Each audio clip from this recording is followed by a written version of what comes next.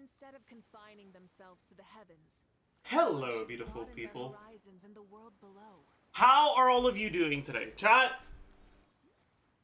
you may have noticed that it took me 12 minutes to tell you hi after I started the stream. And you might be wondering why this is. Well, 3 minutes into the first song, I was struck by inspiration. And I had to go make a new Twitter post, but it required a little bit of work. So I want to show you guys. The fruit of my labor.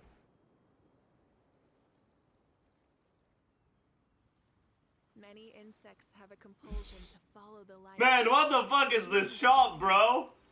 Except we call that light hope.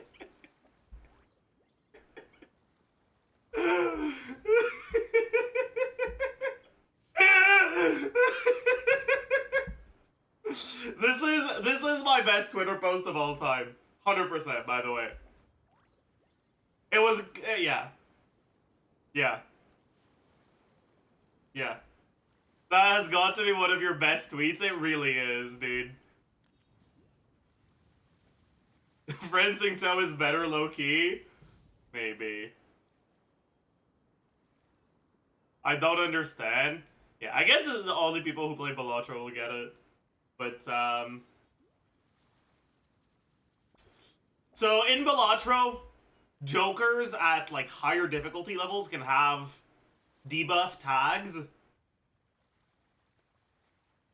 And Perishable plus Rental, which are these two debuff tags, is, like, the bane of your existence. Along with, like, Eternal plus Rental.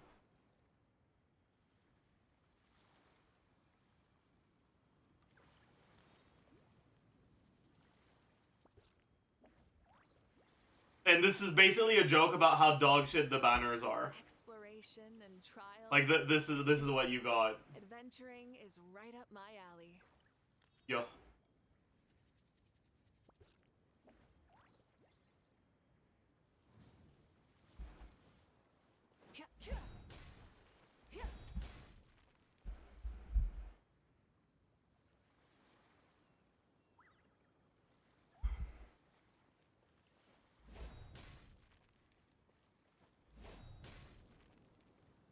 Anyway, so how are y'all doing today?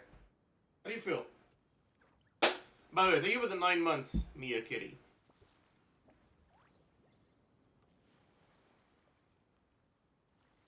Sandwich? That's not...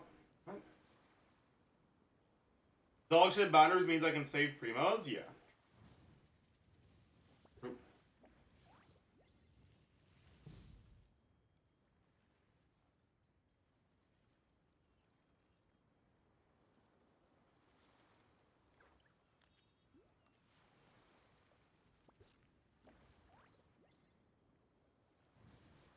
HSR Muscle Man got buffed? Wait, Muscle Man. A Hoyo character with muscles? What? Was there a crit rate on Malika? She's supposed to be on 56 plus Obsidian. She is not on 56 plus Obsidian. The fuck happened? Oh, right, I changed my feather. Right, never mind. She's on 45 plus Obsidian now.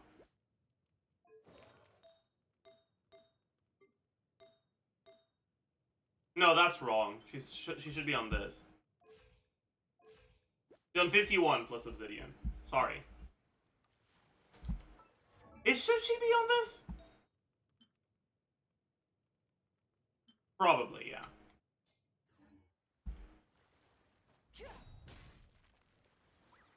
My day. My day's going well so far. Why is everyone saying my day?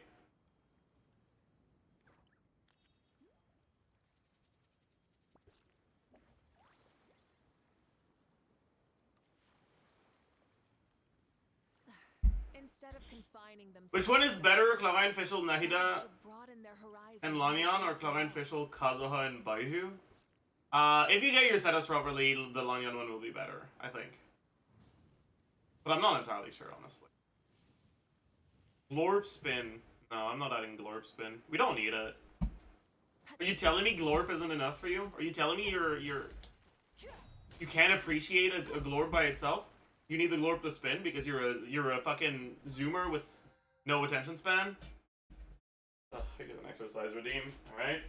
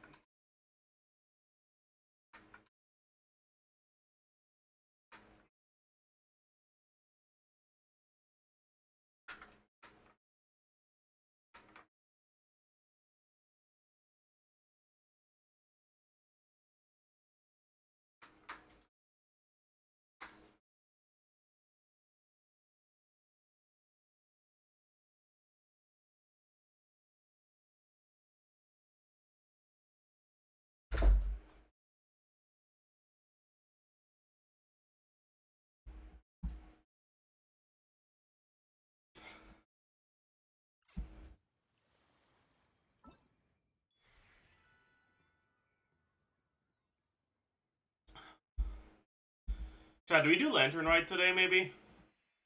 Probably can't do all of it anyways, so I don't know. I might wait until we can do all of it. Or at least until we can unlock Lanyan.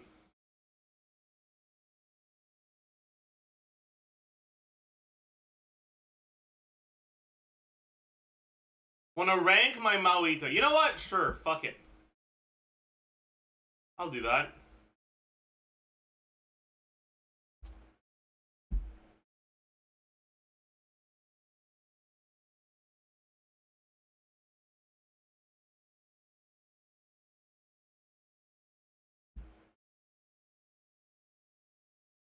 Nice level 80 R2 Proto Ember, by the way.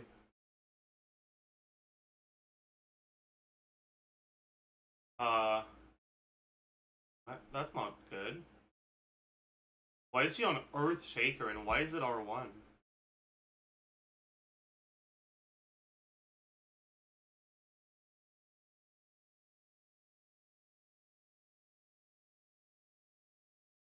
Why is your build so cooked?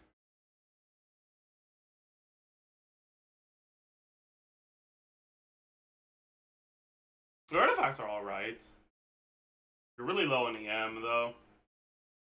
You should go for an off-piece EM Sands. Or just an off-piece something with a bunch of EM.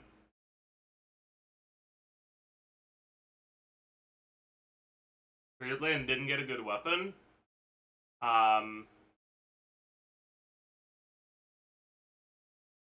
If you don't have mailed flower, you should still not use this, though. I guess for free-to-play options, if you don't have mailed flower, are kind of ass. Like, Tidal Shadow is reliant on you getting healed, right? And you won't get healed with Bennett. It forces you to use Shilonen Burst if you're using her. She's not in your showcase, so you might not even have her.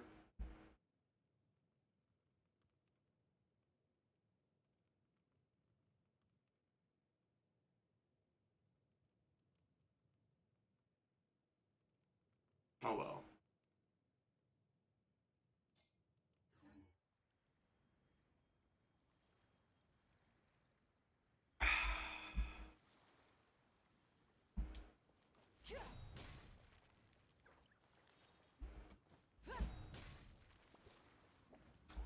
Oh well. Chat, where do we...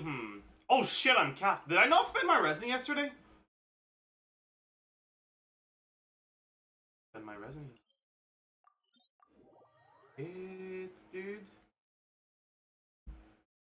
Shit, dude. Bricked?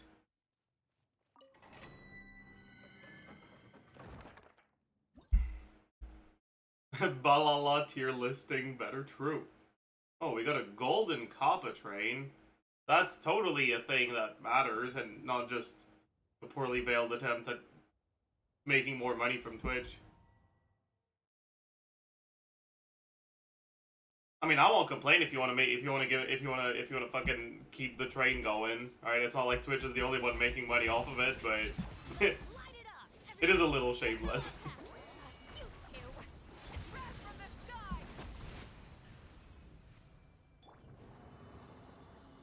Oh right, I wanted to talk to you guys about this, and I got interrupted by Nick yesterday when I was trying to yap about it.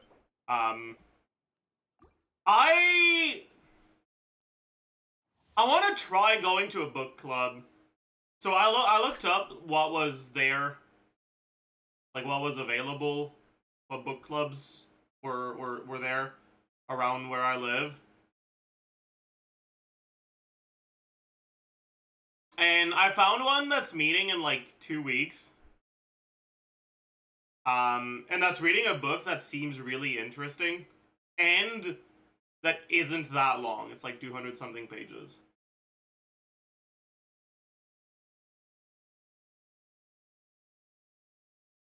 Is it a book club for manhwa? No. I'm gonna be honest with you. If there was a book club for manhwa, I get a feeling that I wouldn't want to go there because the sort of people that would be there are probably not people I'd get along with.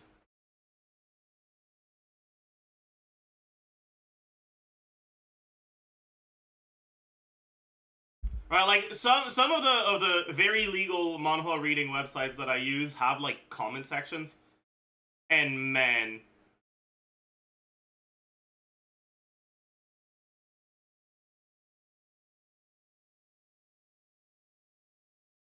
there's like 3 different types of people in the in those comments, right?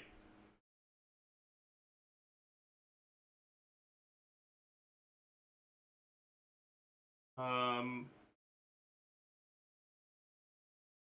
Hmm. I haven't tested with C2 Farina, so I'm not entirely sure.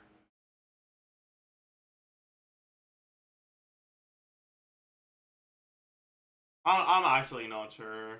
I think both are good. You can go for either of them.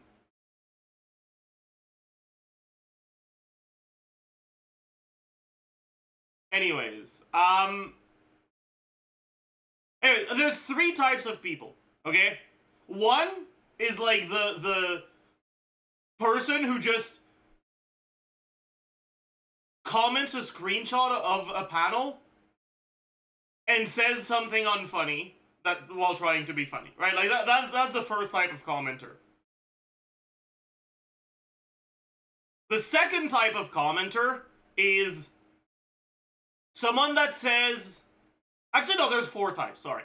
The second type of commenter is someone that just says what happened in the chapter and is like, wow, I can't believe this character did what they did in the chapter. And then they just describe what they did. That's the second type. The third type is, oh my god, he's so hot! Have my babies! I want to get him pregnant! That's the third type of comment. And then the last type of comment is either the most racist or sexist shit you've ever seen. I don't think I've ever seen a comment that doesn't fall into one of those 4 categories.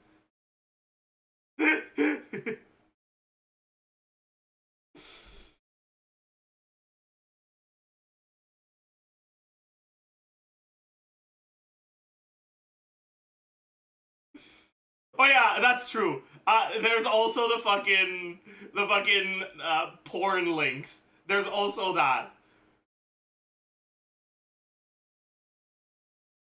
The hi, I am lonely, call my number, sex friend.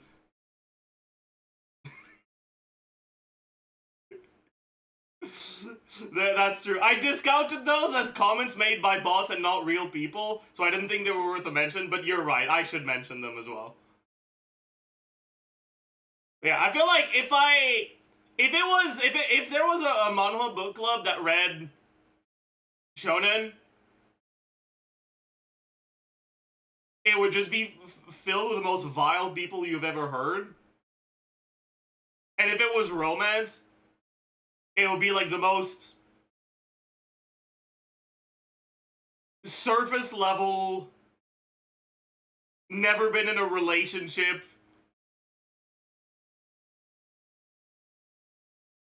socially awkward people.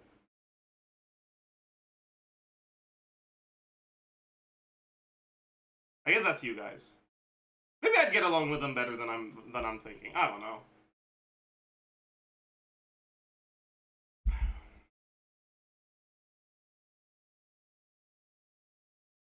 Yeah, I was reading something yesterday. My most recent, I guess it's not my most recent because I finished it and started something else, but my second most recent manhwa slop that I've read. It's called Justice for the Villainous. And it wasn't that bad. It was okay. Like, it wasn't good, but it was, like, okay. It follows the story of, an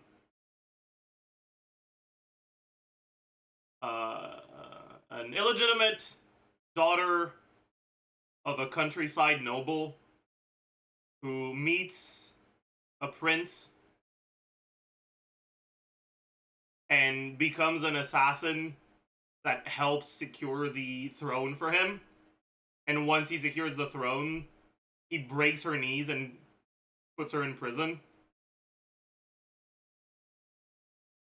And then she gets, like, reincarnated into someone else. And it's her tale of revenge.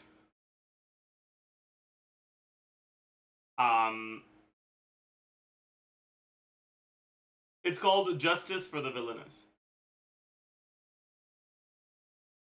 I think that's, in my opinion, a bit mean. Anyways, the plot wasn't, like, that great, and the art was awful in the second half of it, but I thought the characters were fairly interesting, because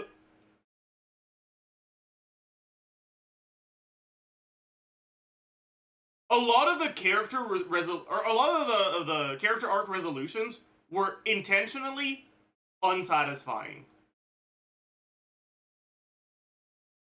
And it had some characters that it presented as irredeemably evil that ended up helping the protagonist. And characters presented as somewhat victims of their situation, but also kind of evil, denied the opportunity for forgiveness. And I don't know, I liked how it had some nuance in their approach to how they dealt with the characters. The characters weren't, like, all that interesting, but there was some nuance to it. And I liked that. And the comments were all just, like, the most surface level interpretation of the text that I've ever seen. The comments that weren't complaining about the arts in the second, the art in the second season, at least.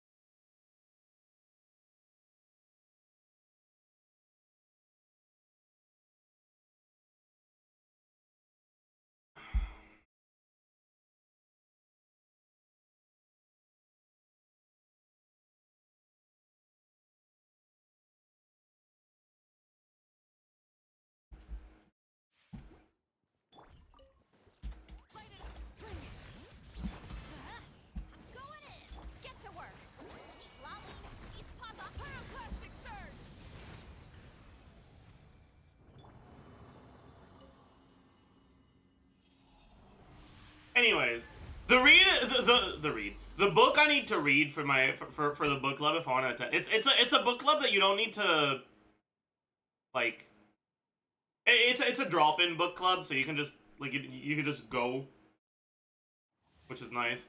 But the book they're reading is it's called The Nickel Boys. And it's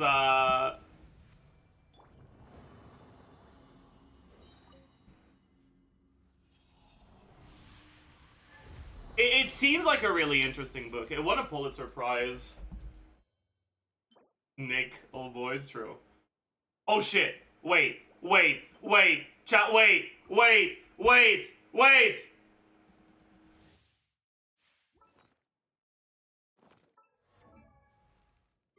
Chat. It's happening. It's happening. This is gonna roll EM. It's gonna be insane. EM. Fuck. It's gonna roll crit. It's gonna be insane. Crit. Fuck. Can this even be an upgrade anymore? I don't know. I'll get it to 12. It's gonna roll HP again, and then, okay, it'll roll crit. That's, what, 3? It could be 5, which would be less than that. Eh.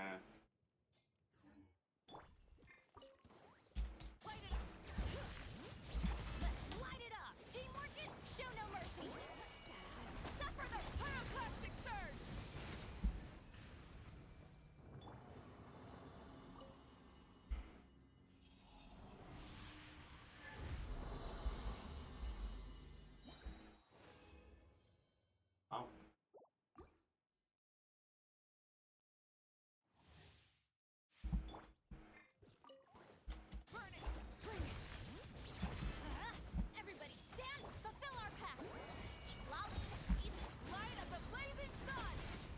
What?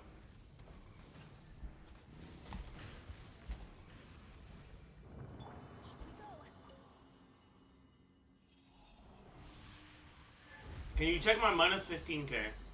Fine, I'll do it. I'll do it because I'm a good streamer. I don't like it.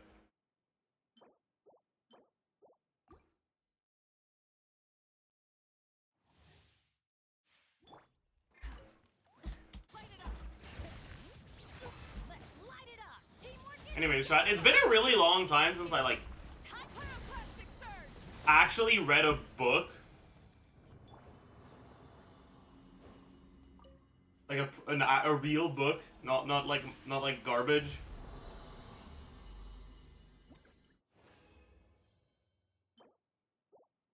Dude, is that 2 doubles in a row? That's crazy.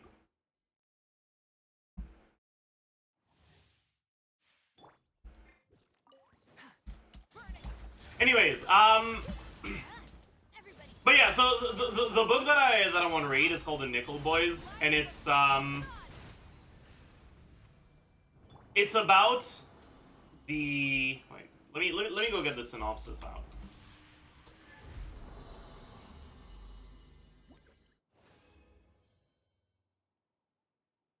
The 2019 novel by American novelist Colson Whitehead. It is based on the historic Dozier School, a reform school in Florida that operated for 111 years and was revealed as highly abusive. A university investigation found numerous unmarked graves for unrecorded deaths, and a history into the late 20th century of emotional and physical abuse of students. Time named it one of the best books of the decade. The Nickel Boys won the 2020 Pulitzer Prize for Fiction. Judges of the prize called the novel a spare and devastating exploration of the abuse at a reform school in Jim Crow-era Florida that is ultimately a powerful tale of human perseverance, dignity, and redemption. Wow.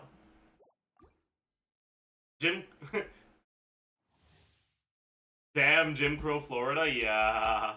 Aware.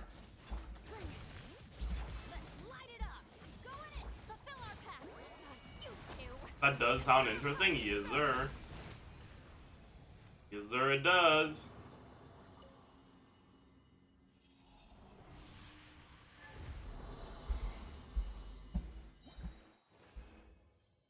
Wow.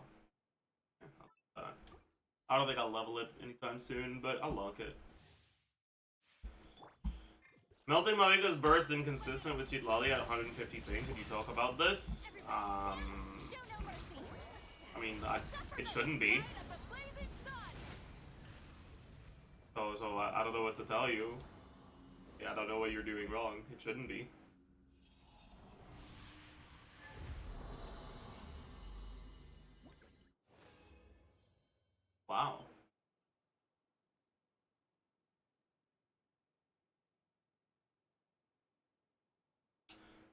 Why can't I get this on a flower or a feather?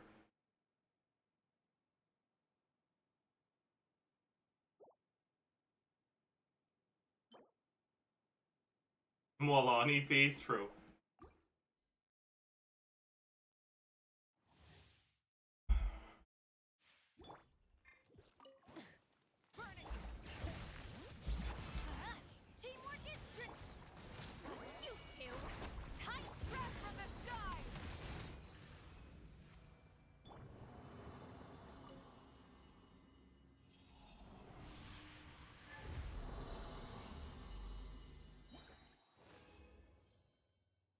Last piece of the day.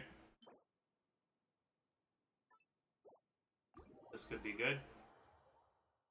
It's pretty unlikely to roll better, but it could.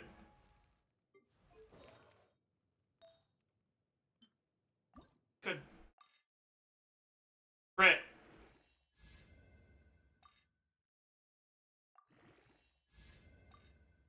Crit. Low roll, but I'll take it. Crit.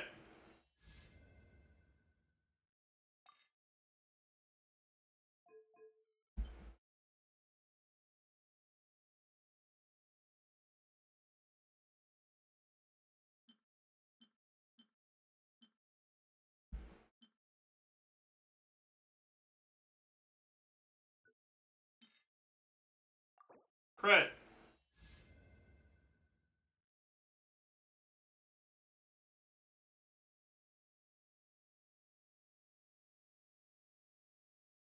Why is my roll value so low, dude?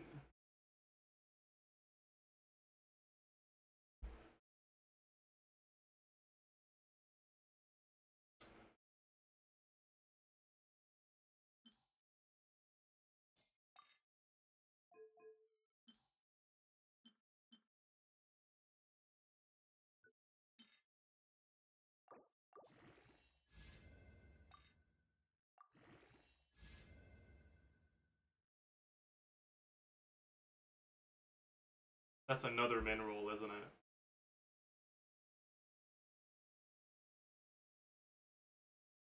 Fucking hell, dude. Like, that's technically a 7 roller, but like, my roll value is like 400 and something.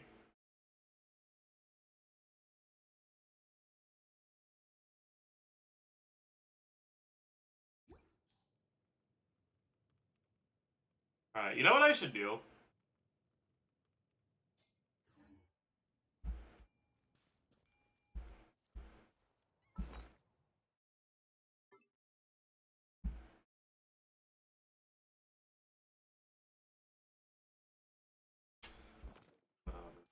I wonder if it's an upgrade. Honestly, maybe it is. Because this is like so... Yeah.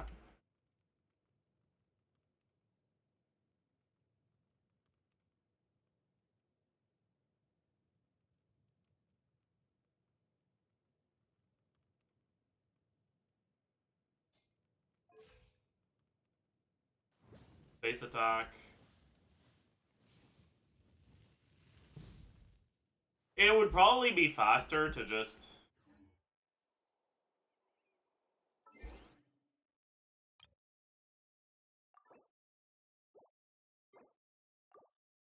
fucking... Instead of calcing it myself, just go to Akasha.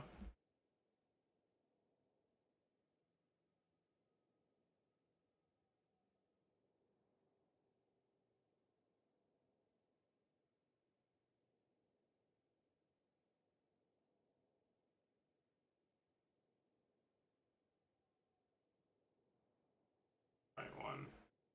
So... It is...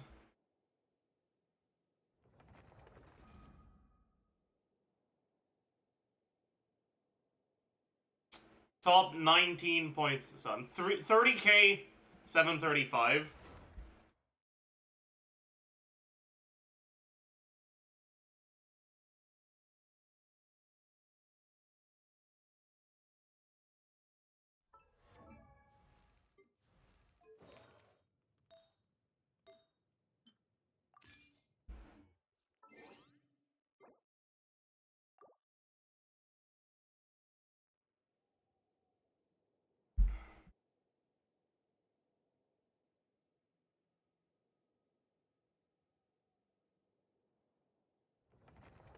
But yeah, Naya CR.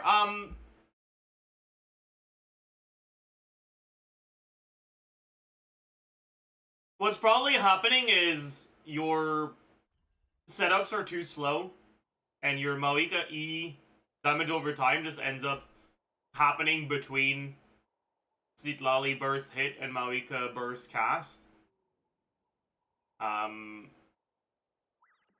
If you add a normal attack on Zitlali after her burst, that should make your setups more reliable.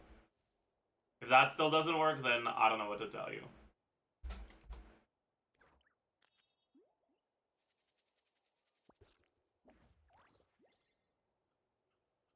Because the E hitting at the wrong time won't matter if you do a normal attack, because it's just going to mean that the E will melt, and then you're going to burst on Mawika, but Zitlali's going to reapply Cryo before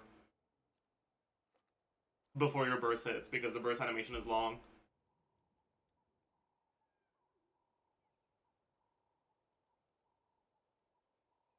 Oh, updated, huh? Let's go find some. Does that mean that if I refresh now, it's going to update again?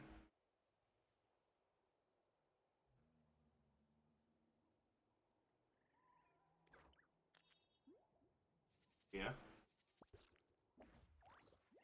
Nice! It is better. Okay. Cool, we got an upgrade. That abomination of a piece was somehow an upgrade.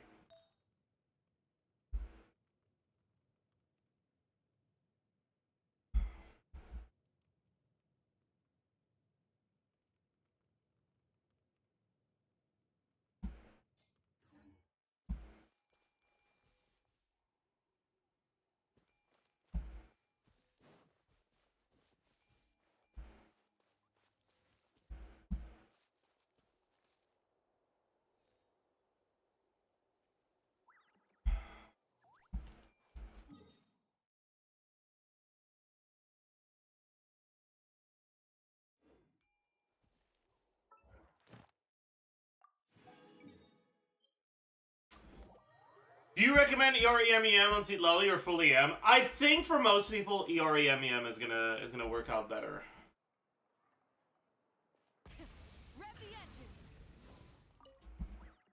What am I doing? Add Astro. Thank you for complete. Add Astro. Are you able to avoid overcapping crit on Mawika with your build? Yeah. I could even use a crit rate circlet if I wasn't using Serpent Spine.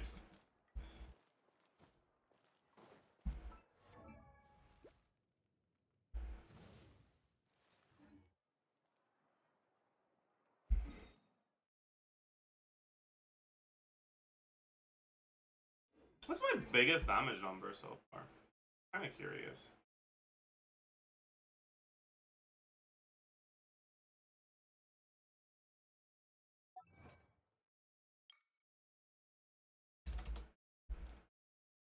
$1.8 mil.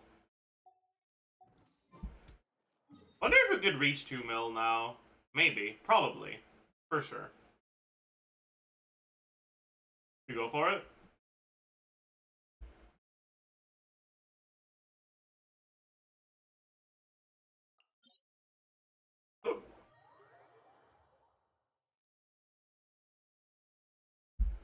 For sure on the Y-Up. I don't want to do it on the Y-Up. The Y-Up is cheating.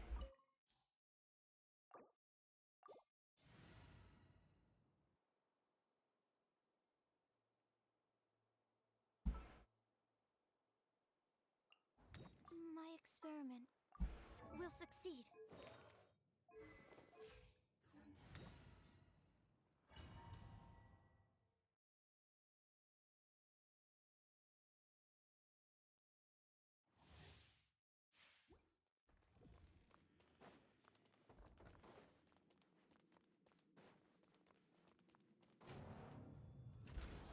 Let it be known that divinity is mine! Going in! Sure! Get to work! Eat Laline, eat pop.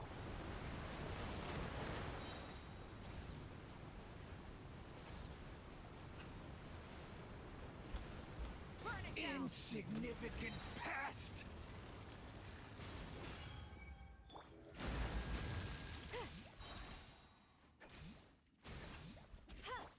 Animal test 63.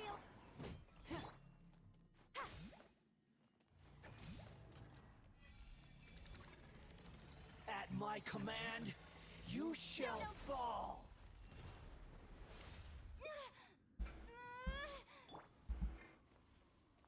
5 reps. I'll do the 5 reps after this. 1,000 eons, mine to dominate!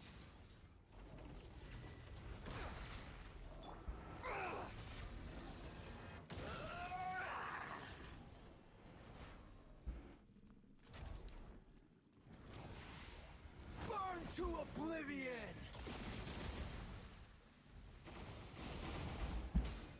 Light it up. Not bad. Off we go.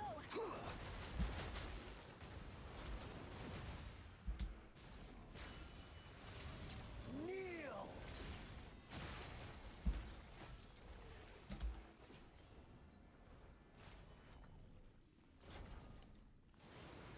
Tremble!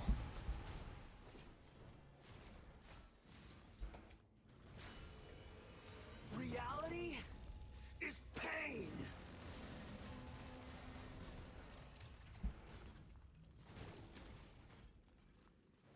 Good riddance, cruel world.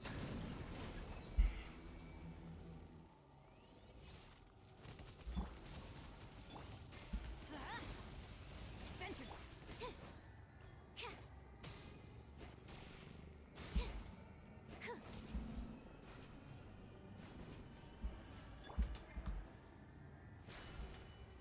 Not possible.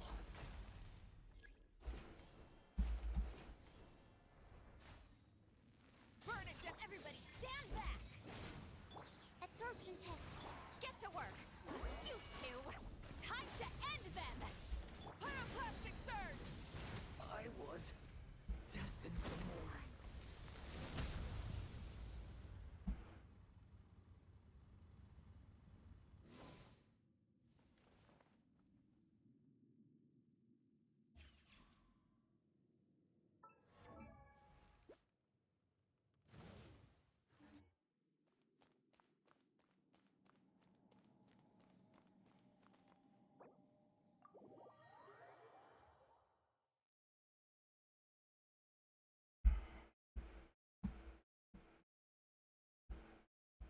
Well,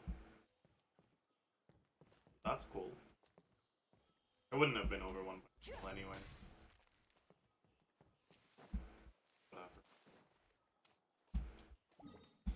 Whatever. Whatever. Whatever. Whatever. Whatever. Whatever. Let's do something fun. Okay. Okay. Stare. Pound.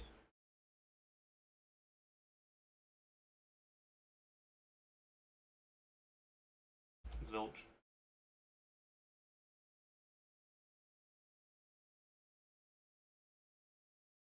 Crisp.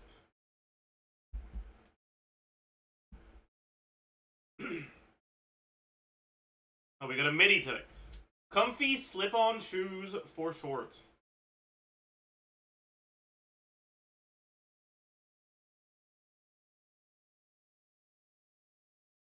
Convincing evidence. Alibi? Maybe? Well, you might breathe into a paper bag or drink water upside down. Because you're sick, but like, that's not sickness? No, I don't know. Start arguing. I have no clue. Mark left by trunks, perhaps.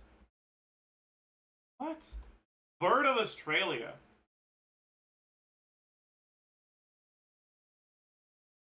Three letters? I don't know. Oh, yeah, they lost the war to emus, or whatever you call them. Bruce, who starred, I'm guessing that's Lee. Small issue to pick. Knit. Perhaps. Clairvoyance gift, for short. high, perhaps?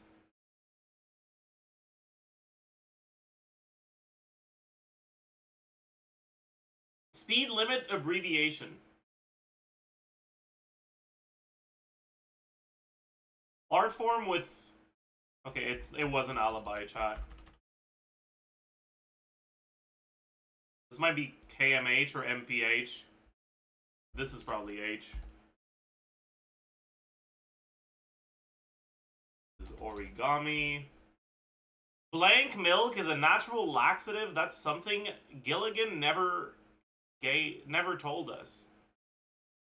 What in the fuck?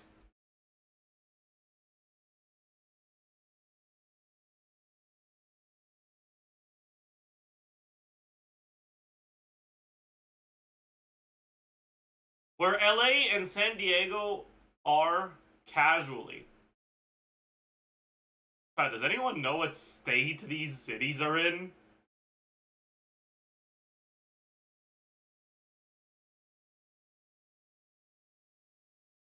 I don't. Utterly hopeless. Trees with needles.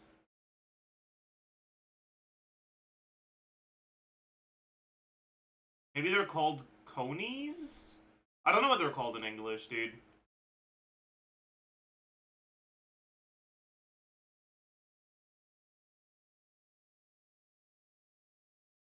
It probably isn't I. It might be pines, then.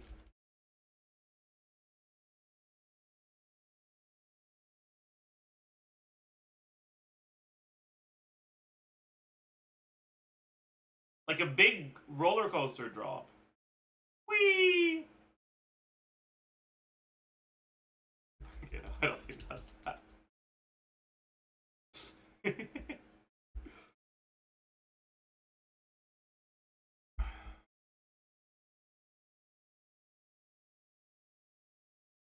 Number of things I hate about you in a rom-com title. I'm guessing that's gonna be 10. It's a number that ends in N.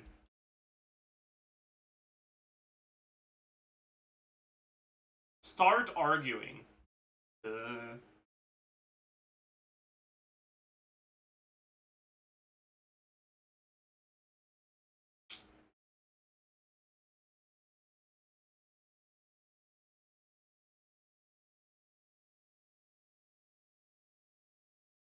Are these people things...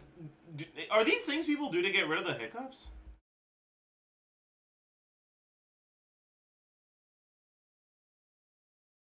Probably.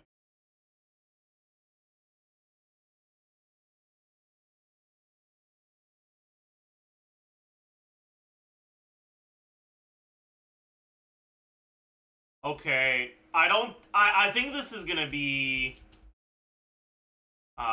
American, because it couldn't be KMH, because MR, like a word that starts with mr, nah, no shot. This is proof, probably. Coconut?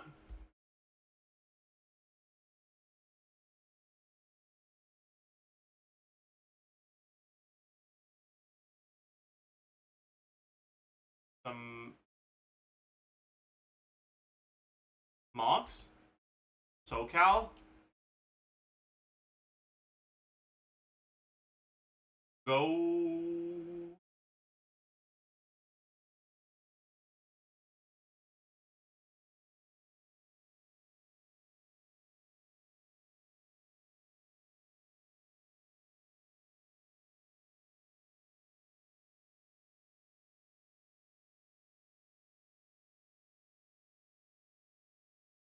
Tan line?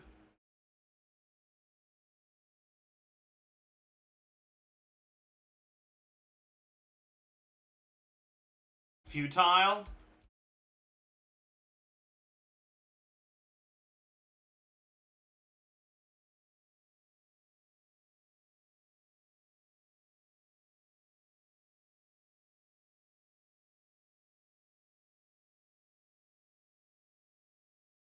Steep?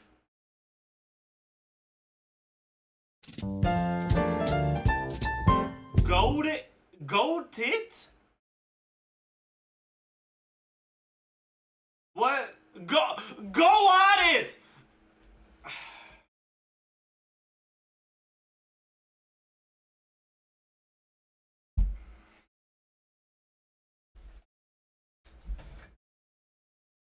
I was doing this to change my mind, but now I'm even more pissed off, dude.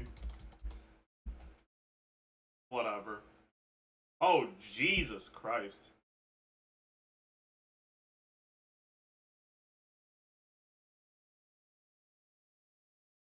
Is that Jean?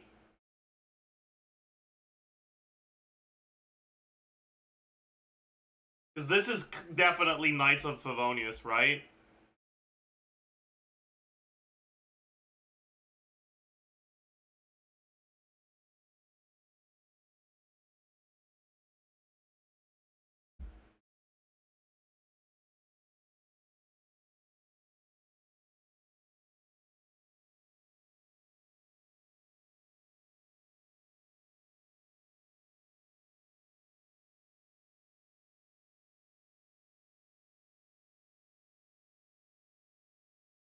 Is it he or she? We need to narrow it down.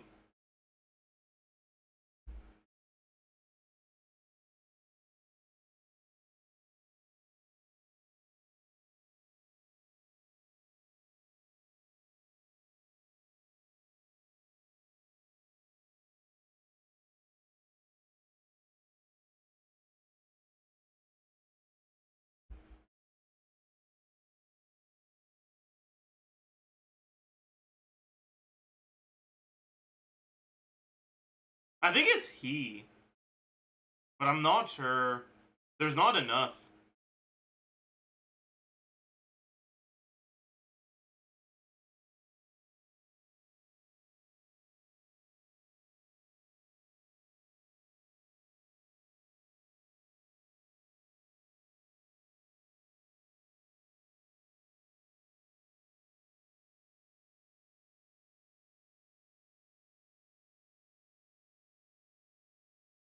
I know it's one of 3 characters, right?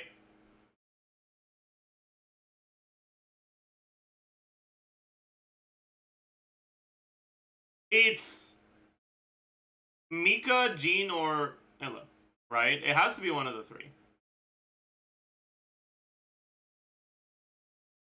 Because no one else is related enough to the Knights of Favonius. And this is definitely Knights of Favonius.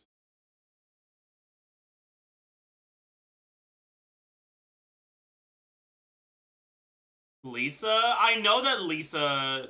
We've had Lisa before. I know it's not Lisa. Lisa looks different. And it's not Kaya because it's 4 letters, right? It's not Albedo because it's 4 letters.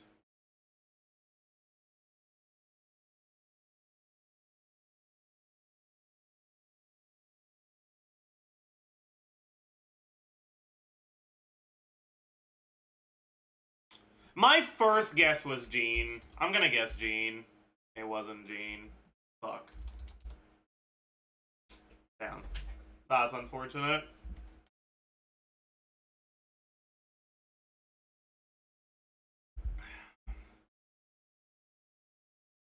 Still. Still. It was pretty good. What's this website called? It's the Genshin Redact.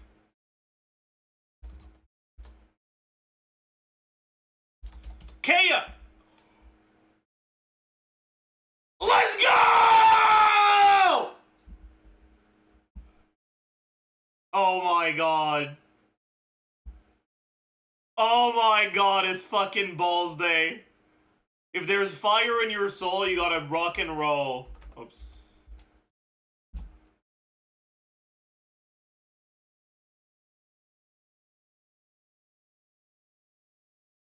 Is that Sijuin, do you guys think?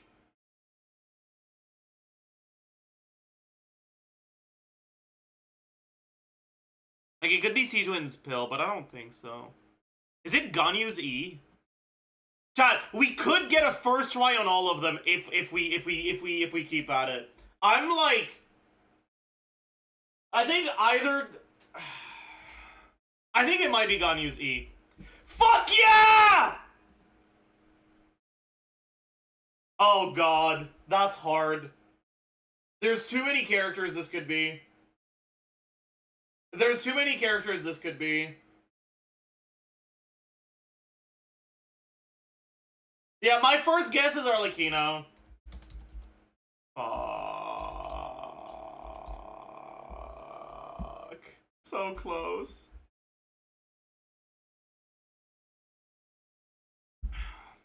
Still, what an insane fucking day on the Genshin duel. Let's do the Honkai Star duel. Bald. After bald, but not long after bald. Ratio. So talented.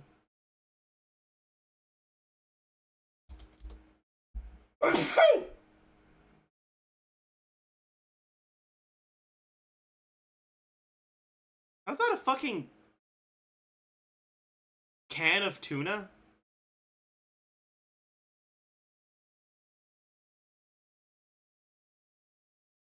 Who would want a can of tuna? What the heck?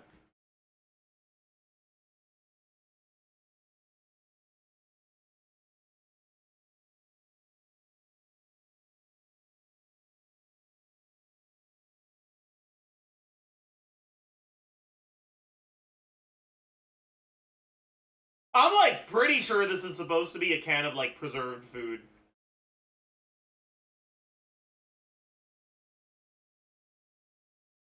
That can only be a Dorillo character, right? If it is that. Lynx?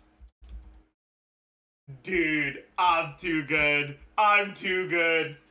Because I know Lynx goes camping and shit. Okay, dude. Alright. I'm actually so talented today. Holy fuck. Okay. And then this is gonna be... I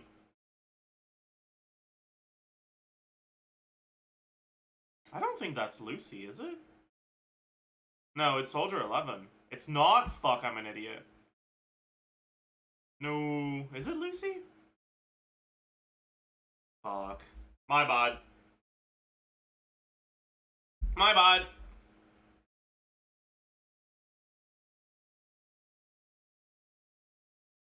Alright. Solid fucking day on the Genshin duel, though. Holy shit. That was an insane day, by the way.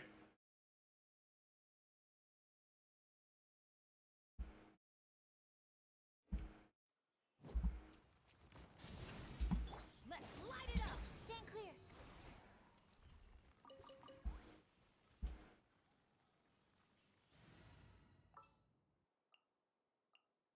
All right, after you.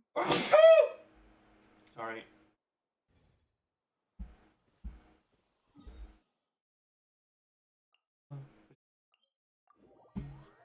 Il y a un problème avec toi.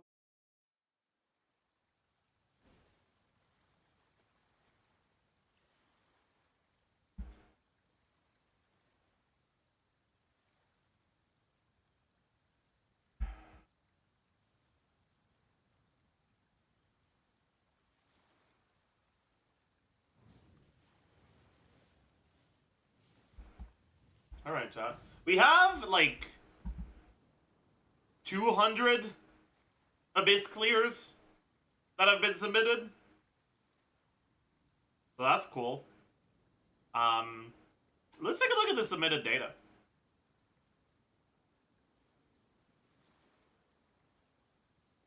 Data by character.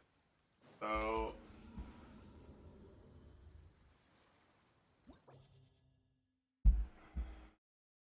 Oh, yeah, right. The exercise redeem I didn't do. Thank you for reminding me.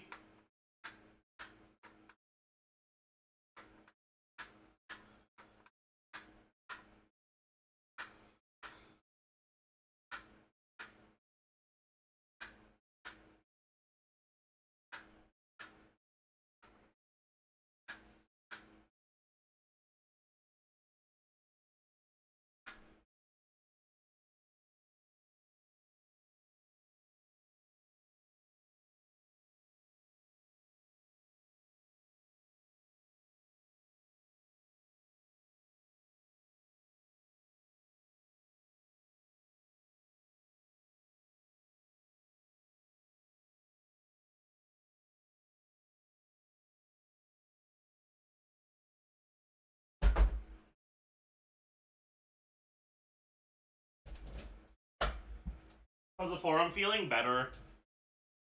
A lot better.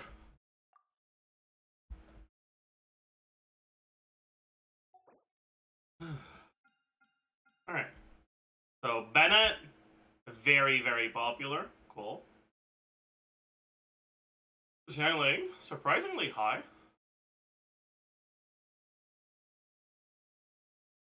Official, 61. I mean, that makes sense. Okay.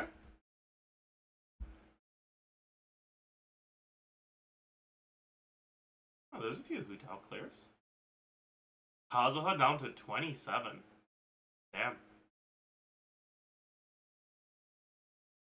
Ylan to 26. Nahida to 32. Farina down to 37. Holy shit, dude. That's 3 times less than Bennett.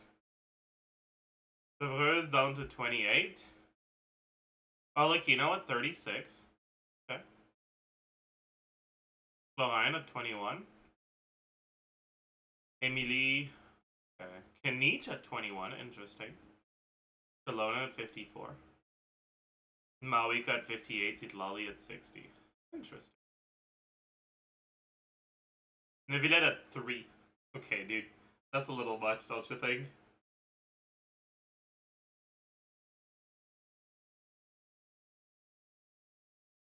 Don't you think that's going a little far?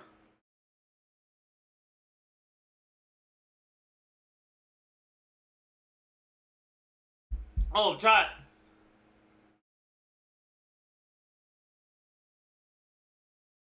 Did you know that if you go to here, right, and you go to the search bar, and you put the letter P, the only characters that show up are Pyro Travelers? No Genshin character has the letter P in their name.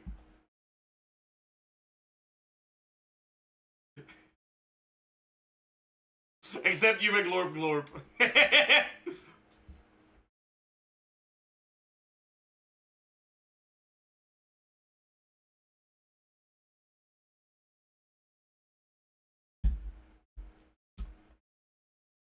They're reserving the P for Punchinella. True.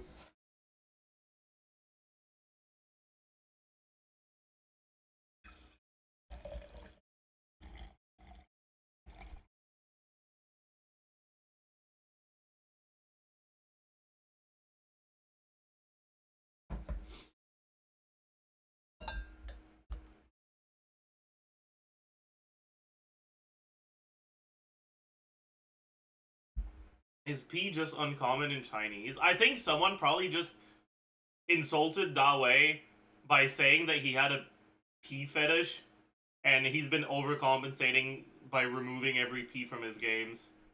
Thoughts?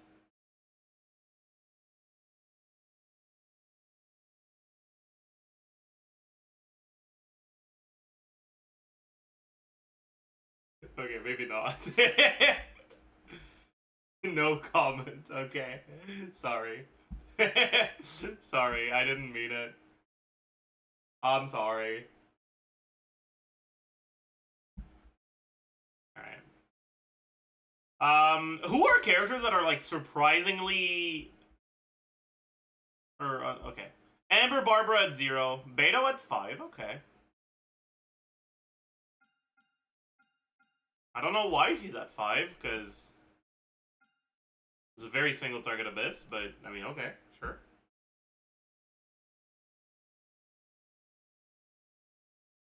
Chongyun at 1. Oh! Someone played Chongyun.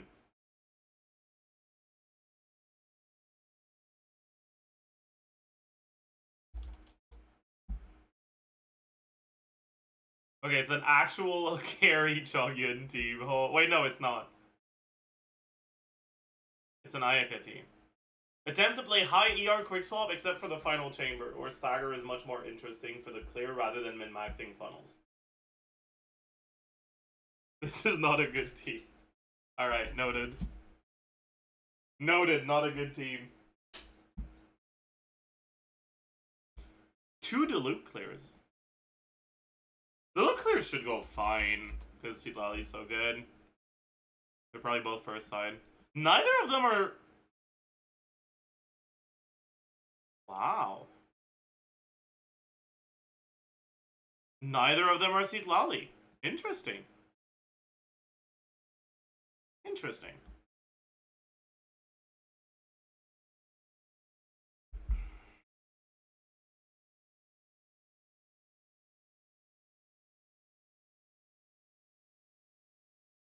Eight Kaya clears? I wonder if they're just Arlecchino clears.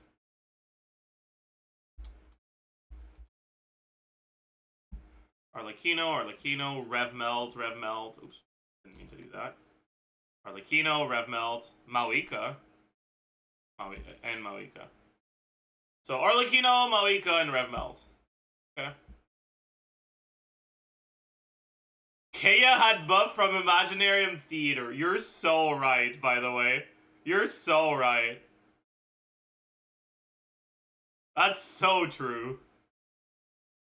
So true. So true, King. 11 Kating clears. That's interesting. 4 Noel clears. Sucrose at 15. Okay.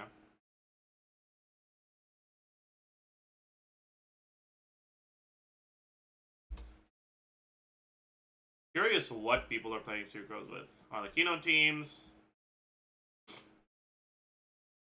Makes sense. Mawika teams. Makes sense. Arlecchino teams. Mawika teams. Behind. National. Trio 4-star. That's based. What the fuck?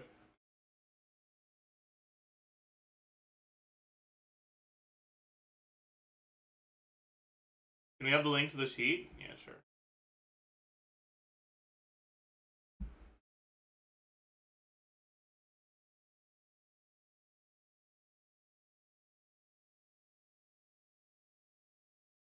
Here's the link.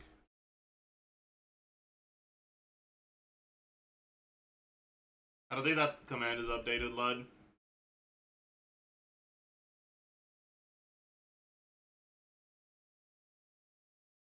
Okay.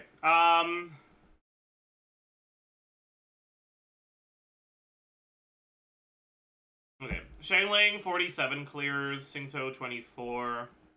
Zhongli 15. There's 5 Ganyu clears. Okay. Is the same URL, is it? Oh, it is. Never mind. I'm an idiot. There's, oh my god, someone is a fucking masochist. Okay, let's look at the Shao clear. I'm curious. Wait. These are actually good times. What the fuck? Oh! I see.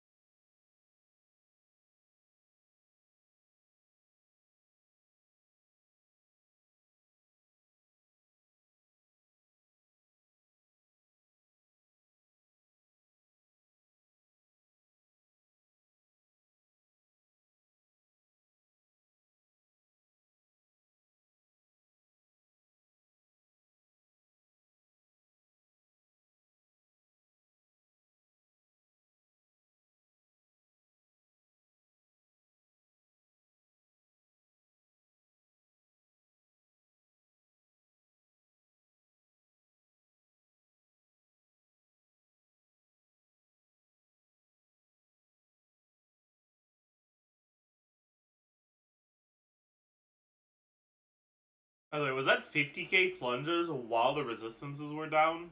It was, right?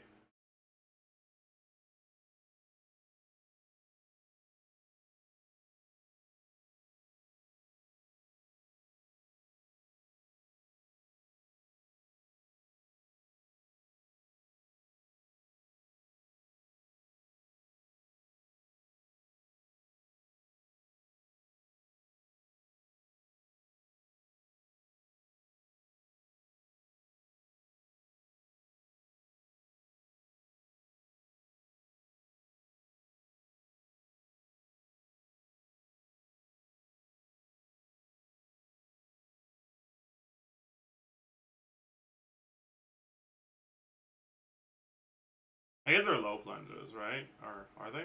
Yeah, they are.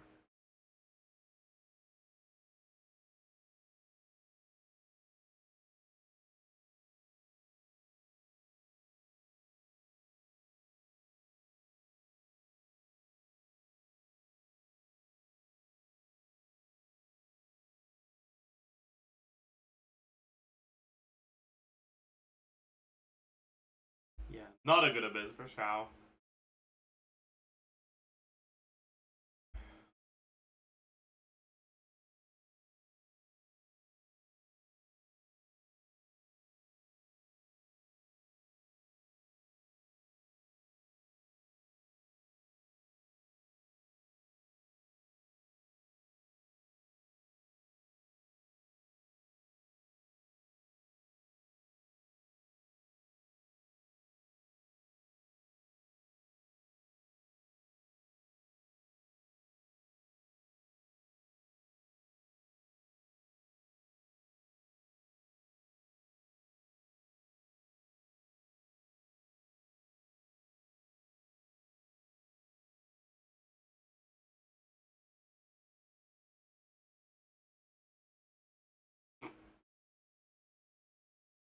Ain't no way.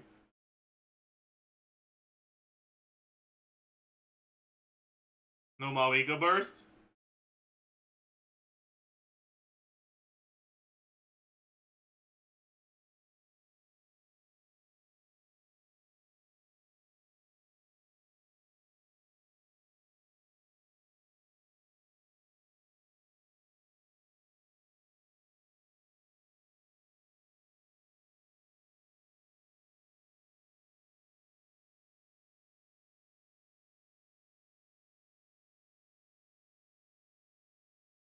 What were the stats? My god.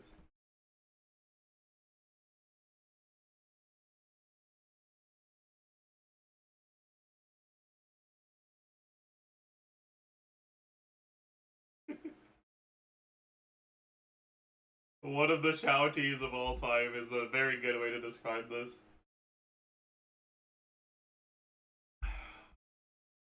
Man.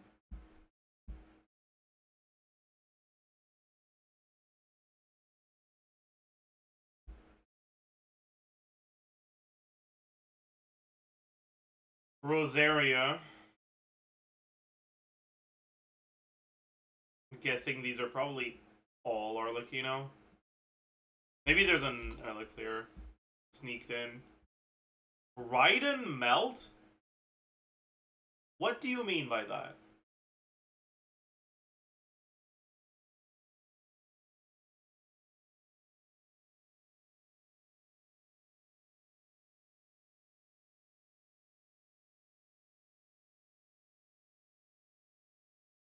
What does that mean, waffled dolphin?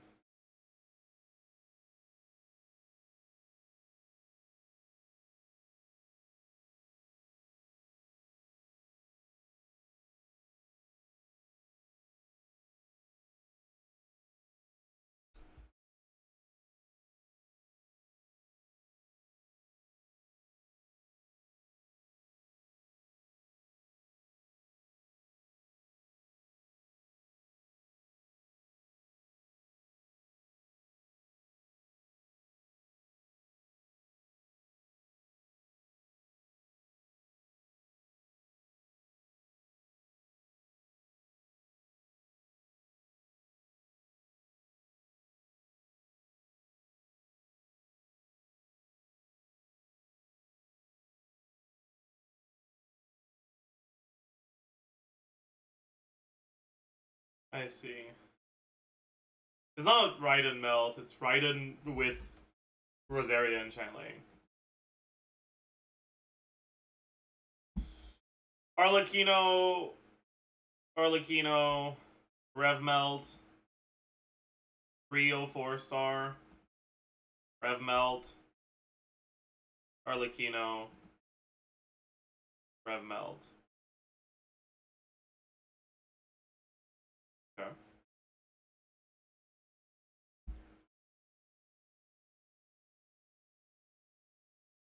4 Ayaka clears.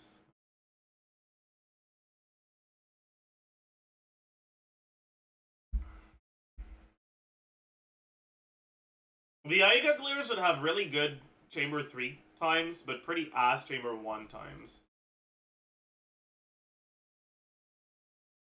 Yeah. Yeah.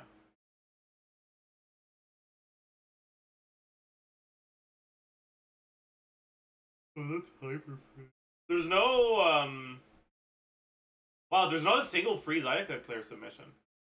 That's crazy. I guess it makes sense.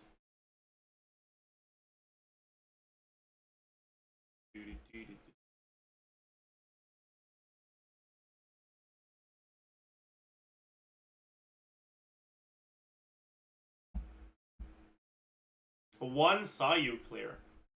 I wonder if it's actually a Sayu clear, or if it's like Dory Sayu aggravate. Wait, I'm pogging.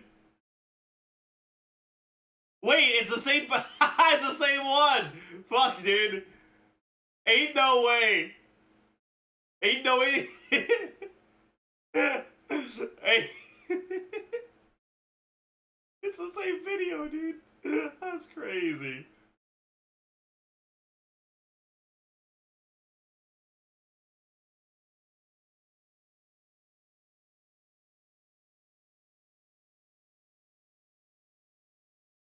Oh man.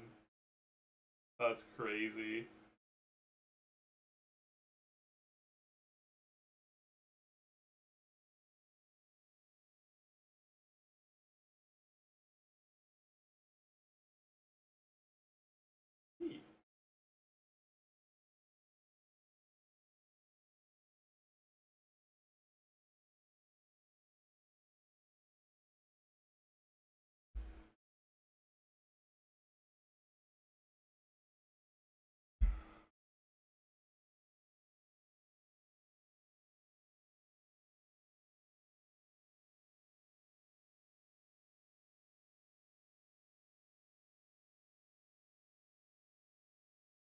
I don't know why the camera's moving so much, but I mean, it is what it is, I guess.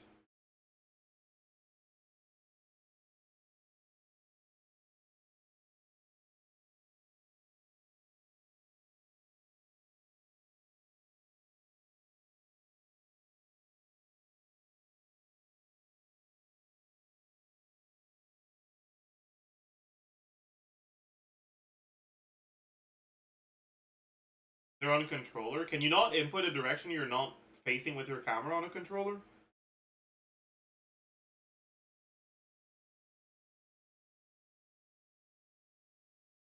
Okay, also, I don't think that's controller.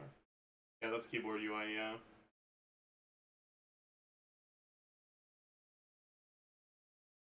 Okay, I'm actually curious about how quick the pupilla shields get broken. They should get broken real fast. But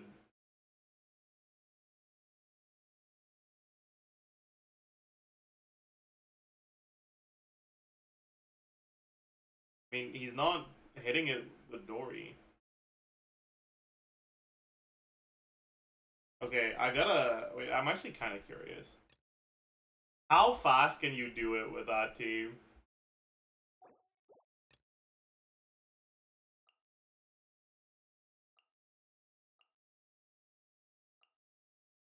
Just the shield breaking part.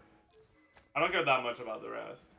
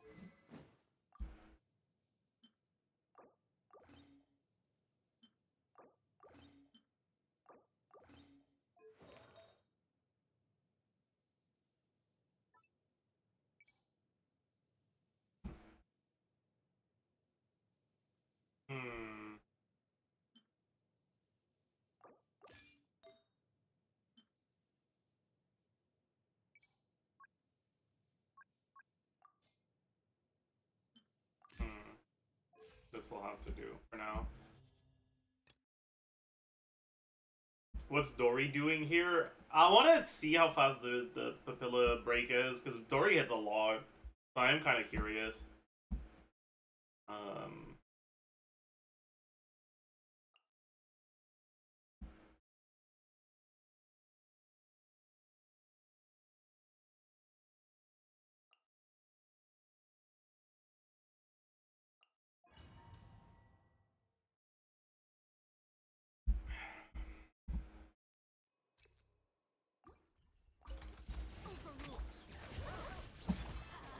Teamwork is strength. Fulfill our path. Lolling.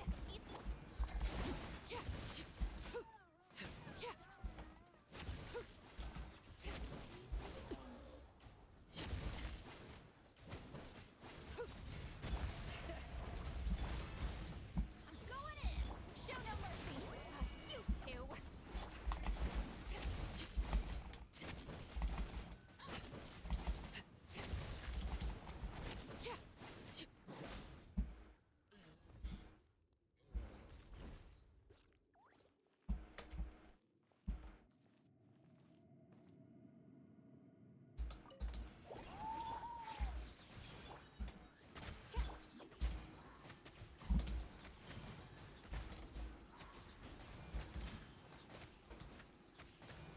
Away I go! Wings of dark.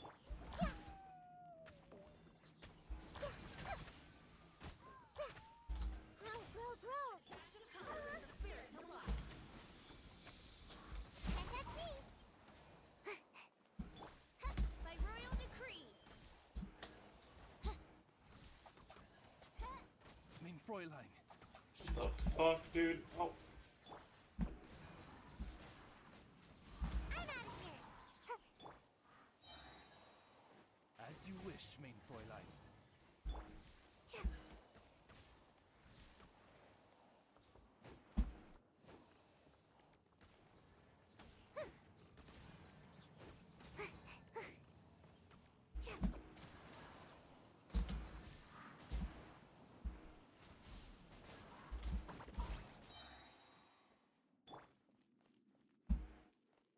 Oz, reveal thyself!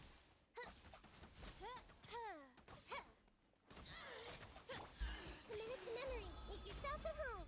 Come on out.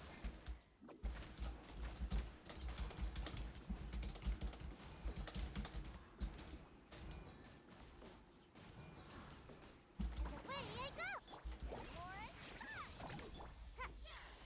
Midnight bed. The Temple of Wisdom.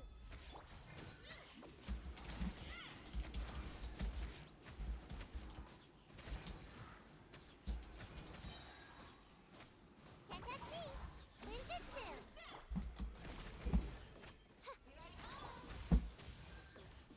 We might have to go for a two down actually.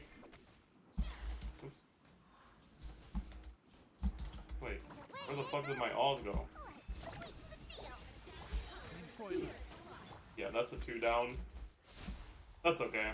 Like I said, I don't care about the clear. I just want to see. Make my Bro, what the fuck? I'm out of here. Make my escape.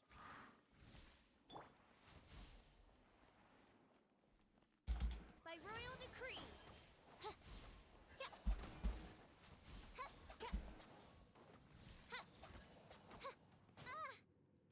Call is the fucking tabarnak. I'm gonna kill. I give up.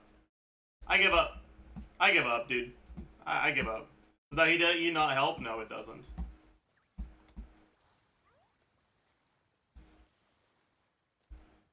Where's the level 90 character? I mean, yeah, because I don't swap to Dory because I know she gets one shot. I just fucking ran out of stamina, man. Is the overworld one bad for testing? The shield is weaker, so it's hard to get a good idea for what it's doing.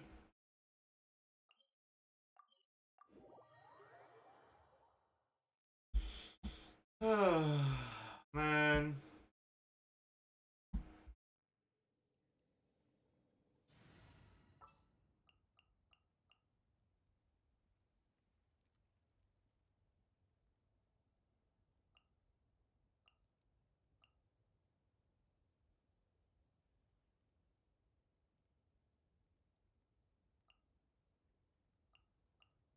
the name of the... That's not Papilla, is it? You are so right.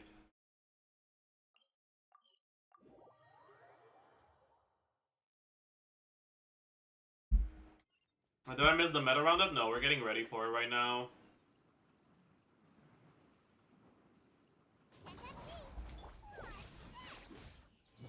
Oz, reveal!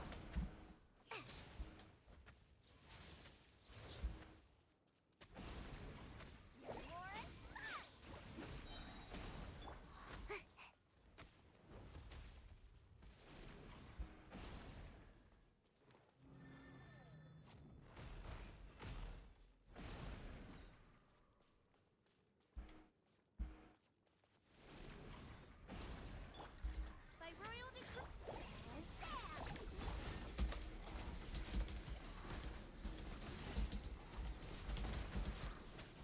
It goes through the shield pretty fast.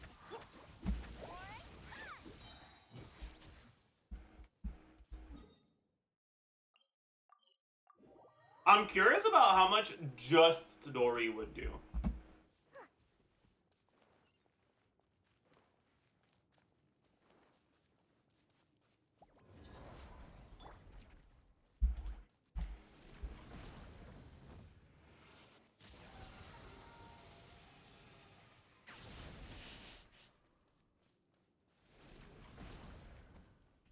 Discord mod composition. Alright, calm down, buddy.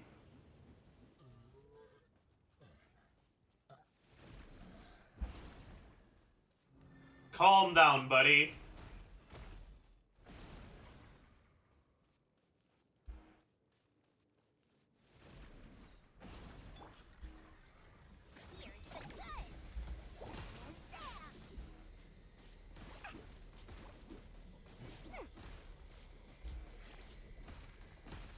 It's not enough by itself, but it's like honestly pretty good.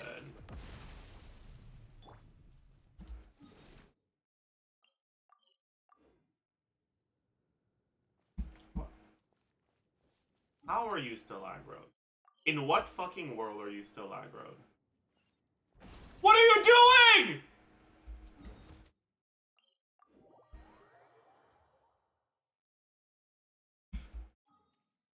Overall one doesn't kill? No, I just high framed it.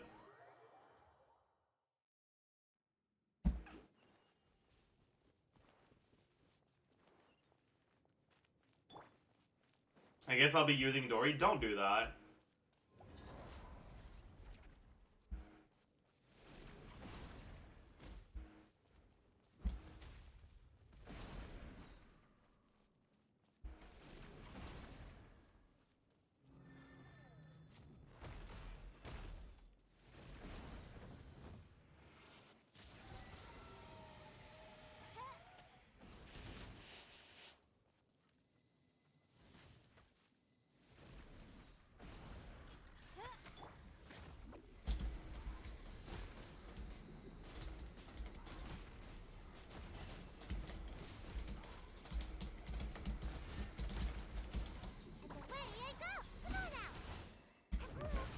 Sayu by herself is definitely enough if I QE into EQ, or instead of EQ.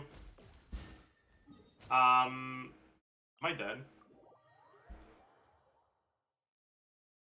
I don't think it'll be enough on the Abyss one though. Let's go give it a shot.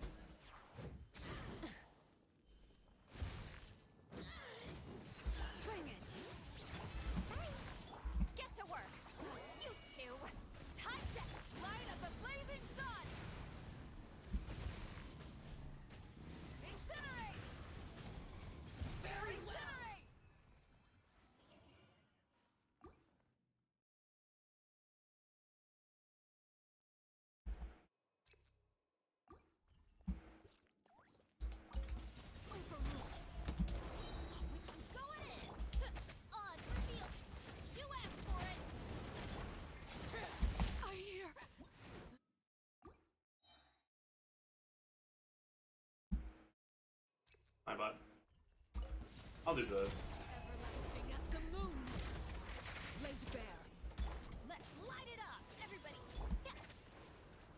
Okay. Bro, can you not fucking be cringe, please?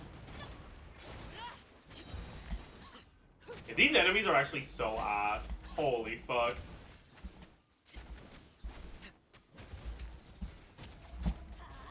Teamwork is dreamwork. You asked for it. Midnight.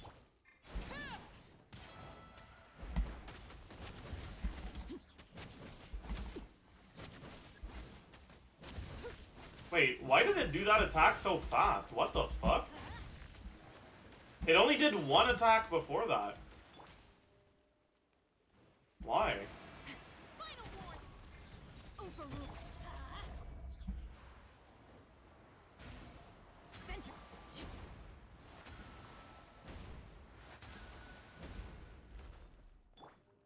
Justice will prevail.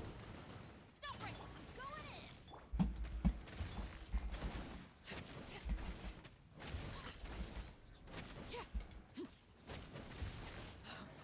Wanted my full attention, did you? This is I'll just fuck it.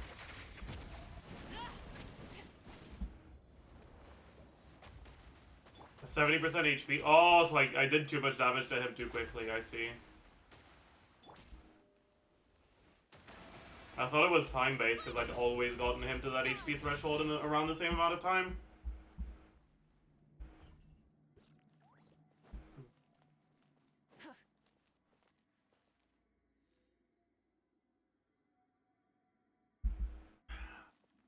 Alright. So... first, I want to check Sayu by herself.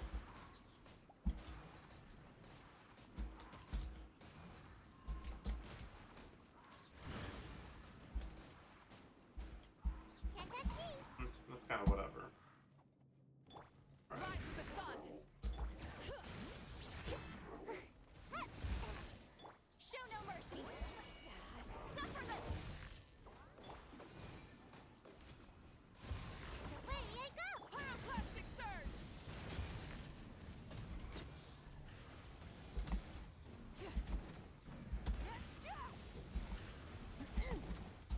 Light it up. Bring it. Fulfill our path. Keep lolling. Keep pop. Wrath from the sky.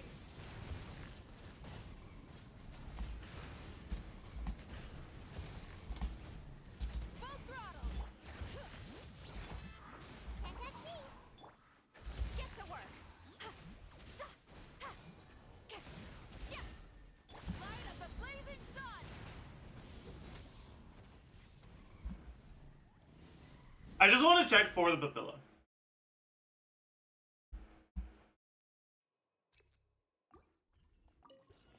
Laid bare. Everybody stand. Stop right there.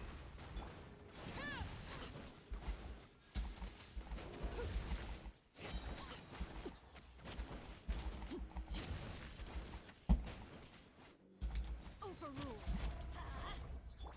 Hands where I can see 'em. Teamwork is dreamwork. Clean the stuff.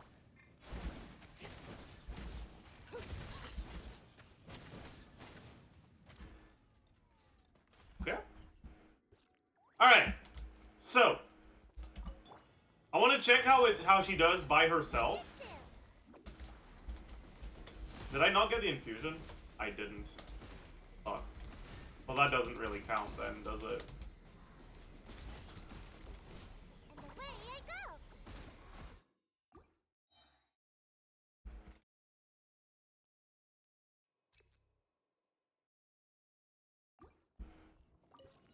Laid bare.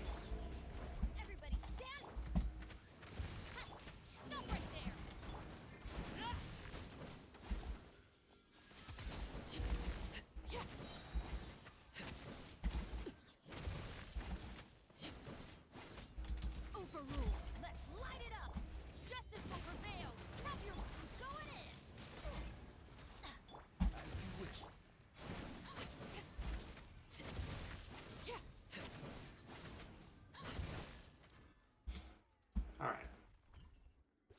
Let's do it in the right order this time.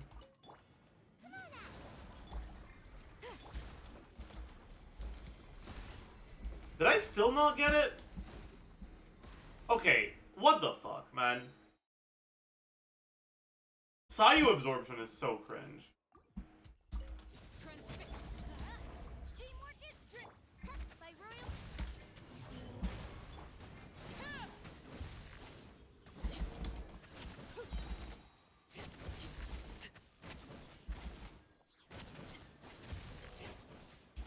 Laid bare. Let's light it up. You asked for it. Stop right there. I'm going in. Shadow it. Okay.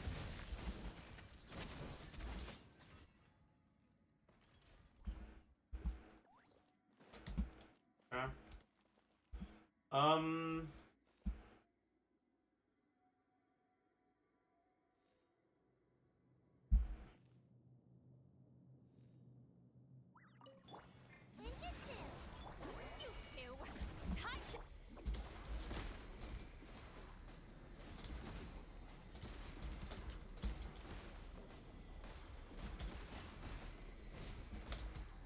I'm out of here. Okay. So almost. Right? It's almost enough by herself. So this plus pretty much any, even slow off-field, will be enough. So if I use Malika's E, it's going to be enough. Why is she not infused? She was infused this time. The cryo infusion just looks almost invisible. Overrule. Everybody stand back. Hands right. Drop your weapon.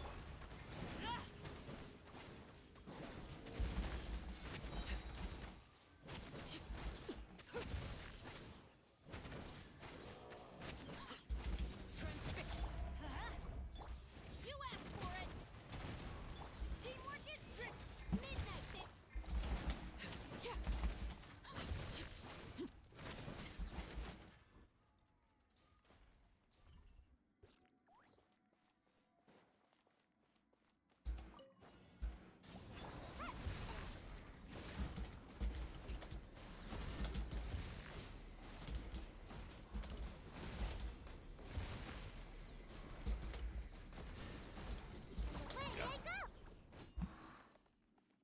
Even though Malika's app is really slow. It's Night Soul, so it's not that slow, but like, yeah. It's enough.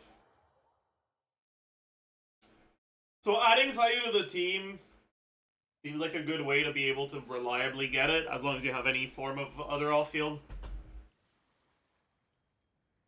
Sayu's probably a unit that's worth mentioning then.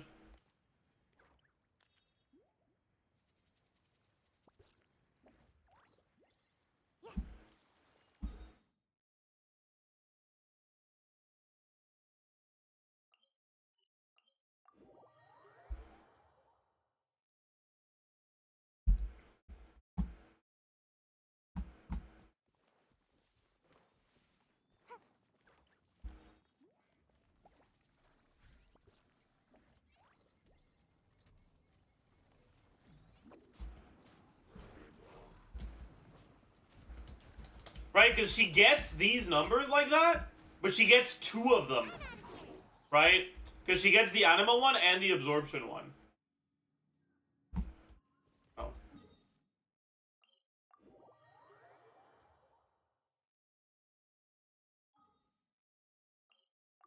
And each time an elemental number shows up on screen, that's +1 or -1 to the shield. Razor salad time, true. Let me just get Gonna be epic.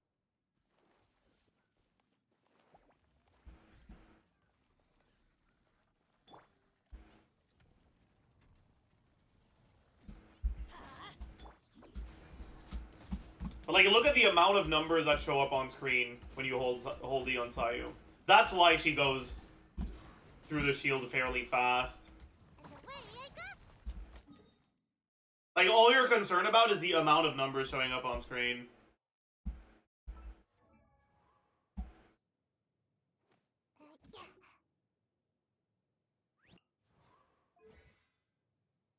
C6 Dory should also be pretty decent. Yeah, C6 Dory as well.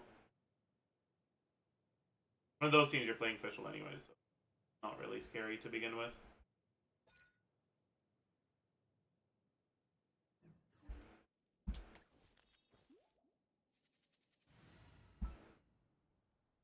You should get the few numbers on Lanyan as well. So I wonder how good it is.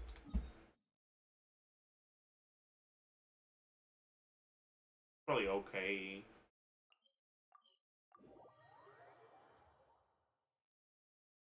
You get a crown your Lanyan E? No shot. No fucking shot.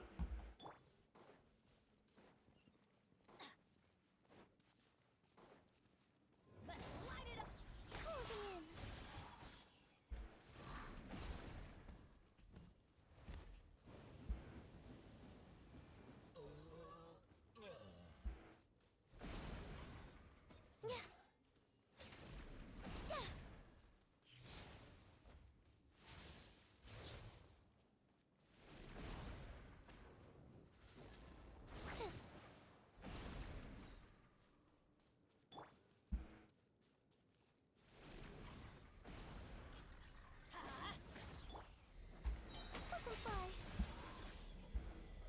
A pretty decent amount for one E.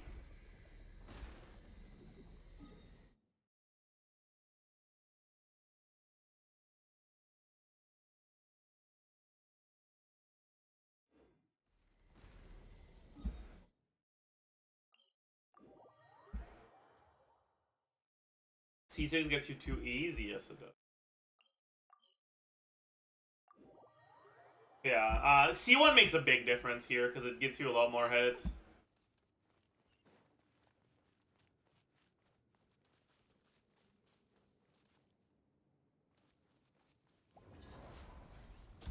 Closing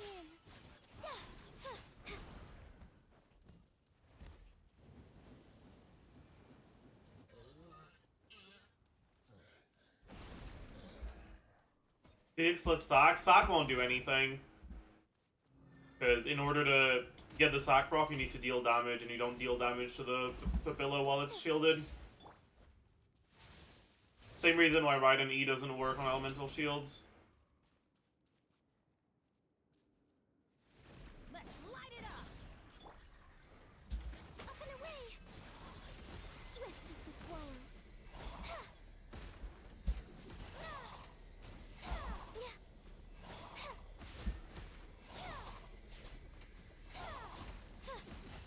Almost. Almost got it. So Lanyan should also be pretty close.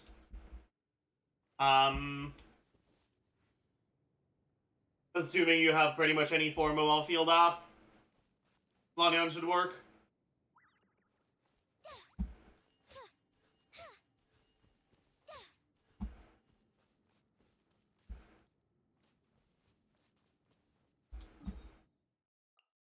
And there's not a lot of good teams that have no off-field app whatsoever.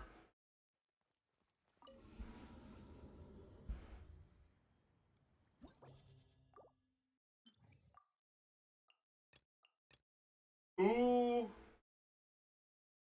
Ooh.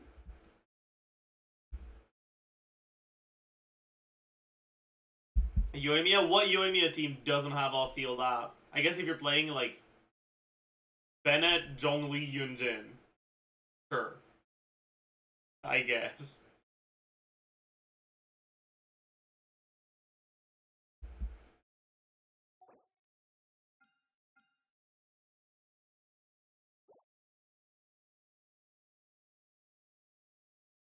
Even then, Zhongli Pillar might be enough.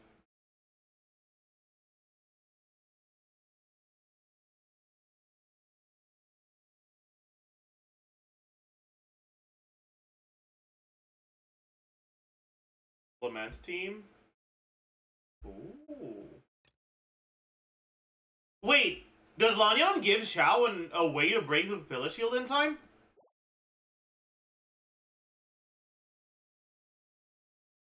Wait. Wait. But the problem is,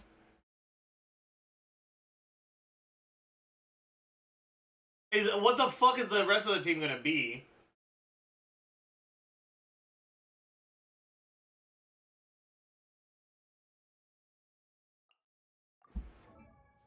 Like, you can't really kick out anyone.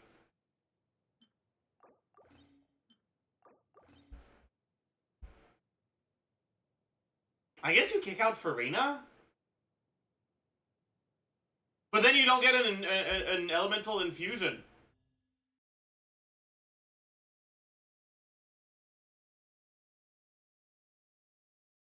Yeah, I guess you do Farazan Bennett, huh? Okay. Okay, okay.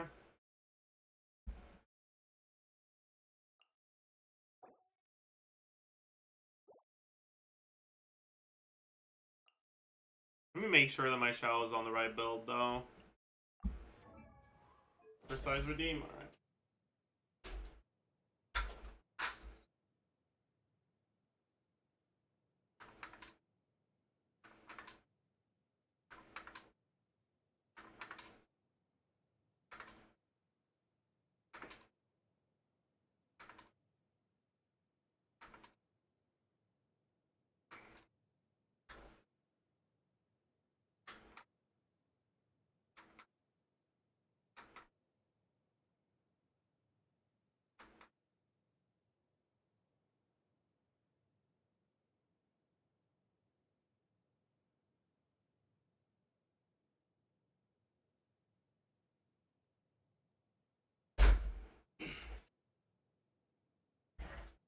What's the weight? It's 30 pounds or 13.6 kilograms. Is your Shao build better than Zaros's? Fuck no.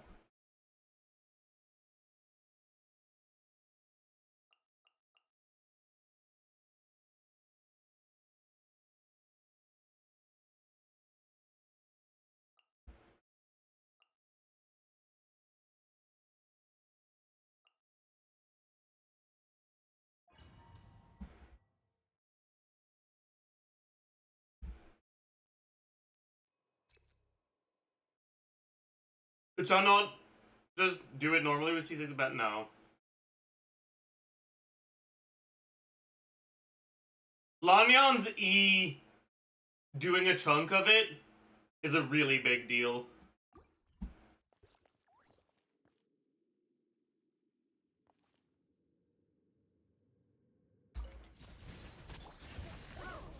Animal test 6308. Show no mercy. Suffer the...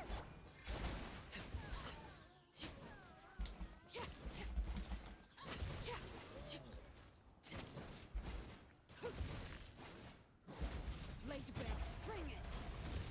Animal test 6308. Absorption test. Fulfill our path. Keep lolling. Keep pop.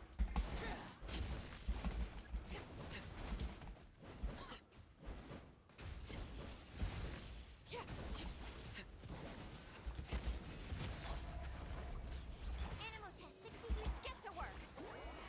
Suffer the wrath. That's kind of fucked up, but okay. Like, cool. Thank you for letting me do my normal attacks. What's here again? Oh, Farazan's not on Fab, is she? Whatever. We'll see about it. Everybody stand. Dancing in the wind. Closing in. Boring. Lament. Tear. Tear. Worthless.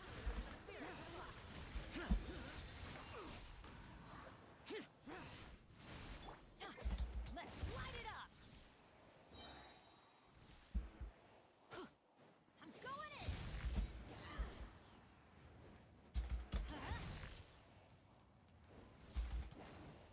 Did she just fucking dodge? Let's light it up. Adventure time.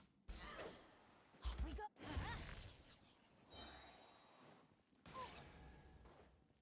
Let's light it up. Too late for regret. Years of the storm. Everybody stand. Swift as the swallow. Evil conquering. Tear.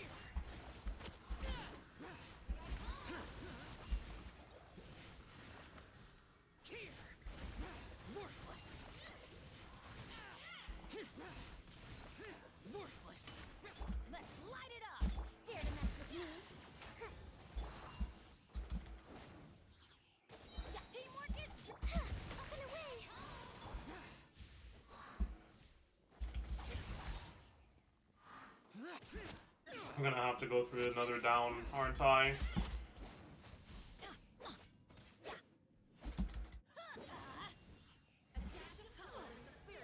Bro, not having my fucking Farazan and an FER is a massive fucking deal, isn't it?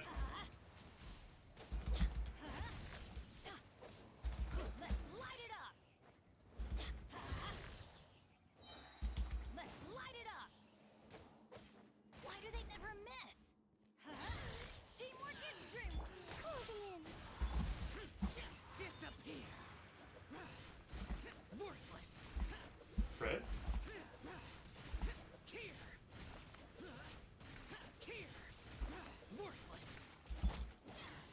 I need to have my burst.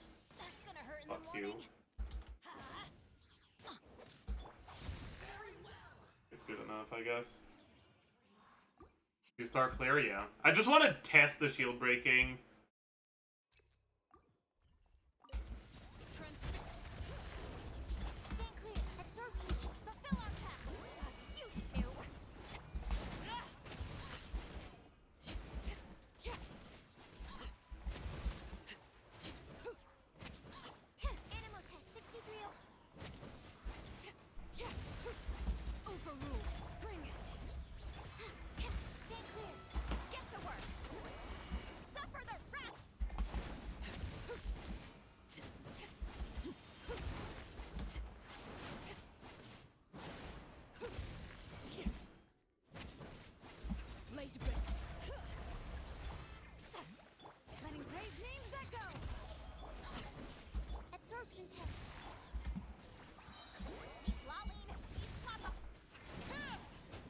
Fucked up.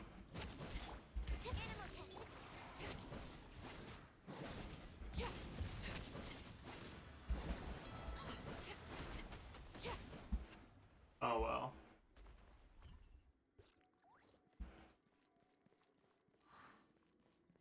Alright. So, first.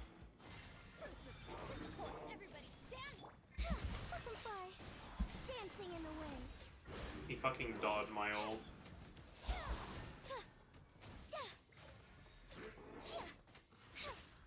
Well, that's fucking cringe. He moves too much. I'm just gonna test it on the last one.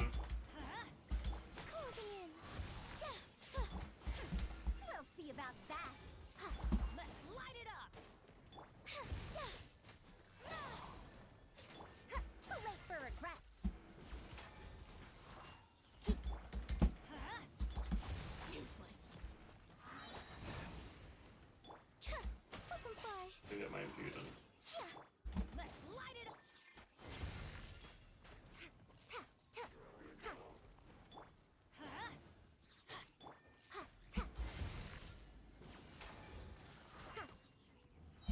Have fun with this gift. Let's light it up. Teamwork is Conquering.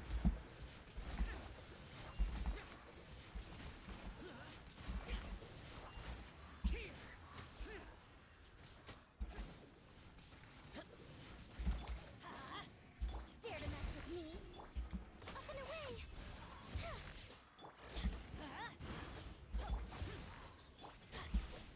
Yeah, let's light it up.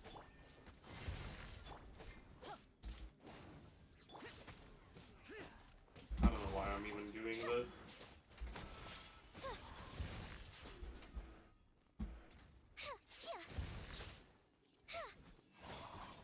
You missed! Like, this is the shit I'm fucking working with, man. Like, whatever.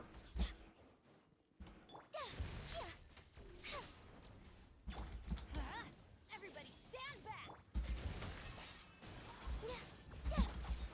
Lament. Worthless. Here. Worthless. Here.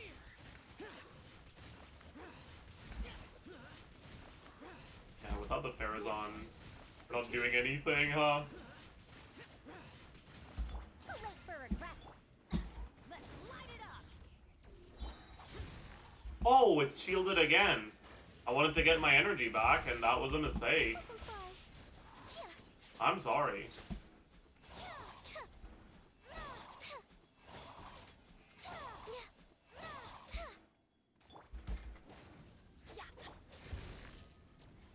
That was clearly a mistake. He missed his...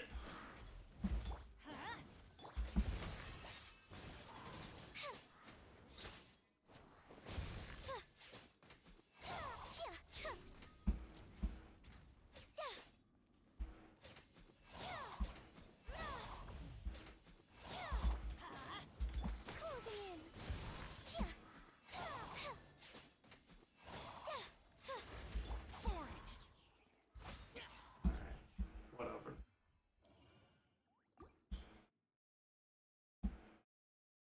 I should have just played a Farina team without a healer, honestly.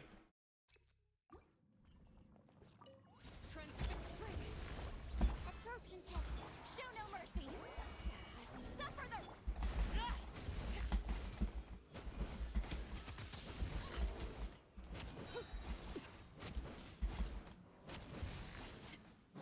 Lazy bear. Stand clear. Get to work. Eat lolling. Eat pop up.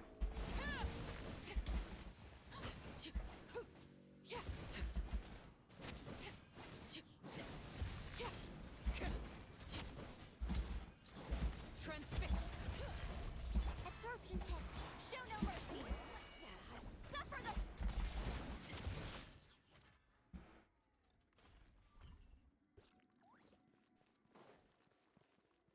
Alright.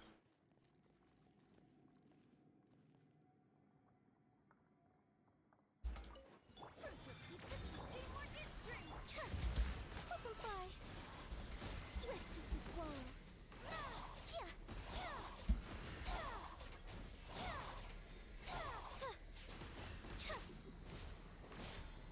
Maybe we don't get it in time. Yeah, we don't. Okay. It's definitely not enough with Farazan. That's all I wanted to check.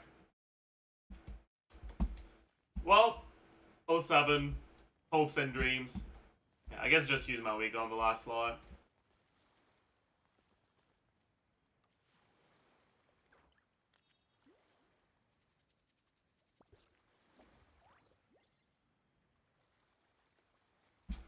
Alright. Let's keep looking at this. We got 9 Yoimiya clears.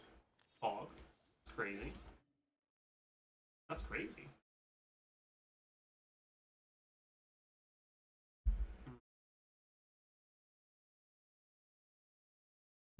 So basically, Lanyan's a character that's worth swapping into during like while Papilla is shielded, but where you don't really want to stay.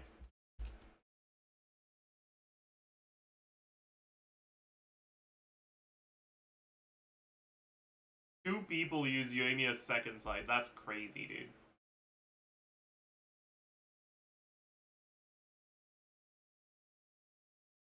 One Sarah clear. Okay. 5. Oh man.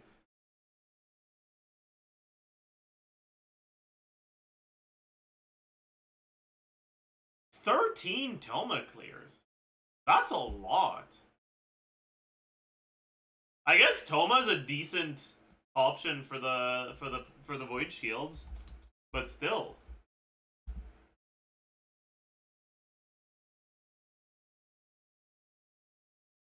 Yeah. There's 2 first side clears. Arlecchino. The rest is all second side. There's Kanich, Chloride, Virgin, Hog, Chloride.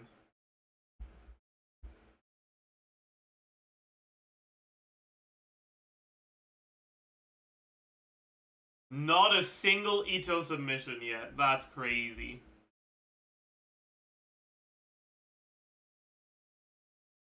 Only 8 Kuki. That's surprisingly low. Are submissions still open? Yeah, I never close them. It's just I might not end up looking at them.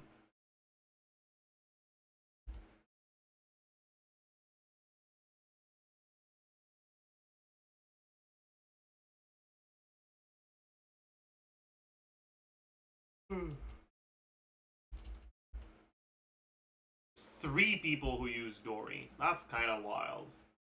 3 different Dory players.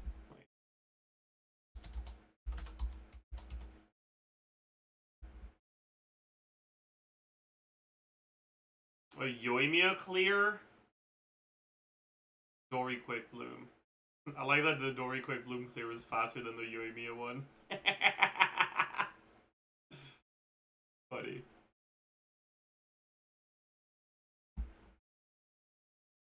Two Tifnari clears. 1 Candace. Only 1. Oh. I guess it makes sense. Because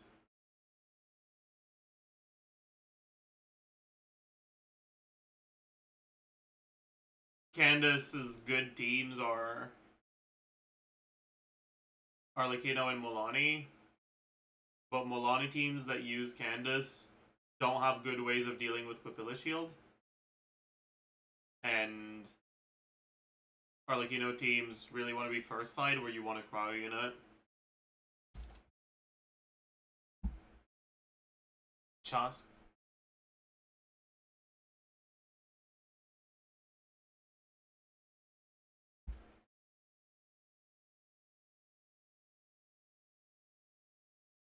Okay.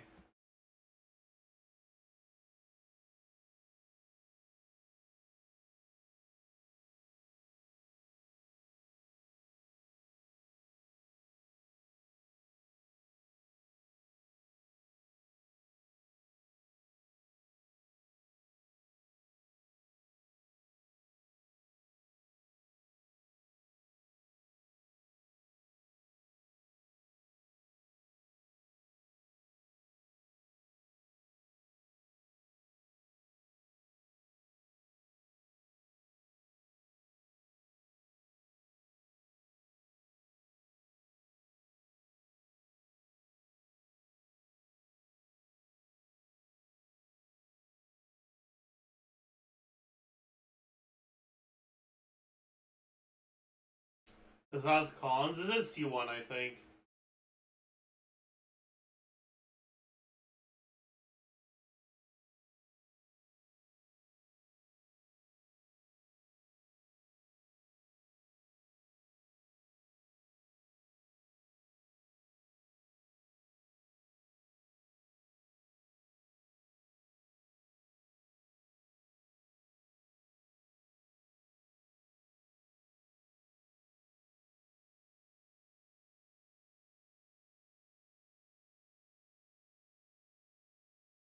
What is blood doing?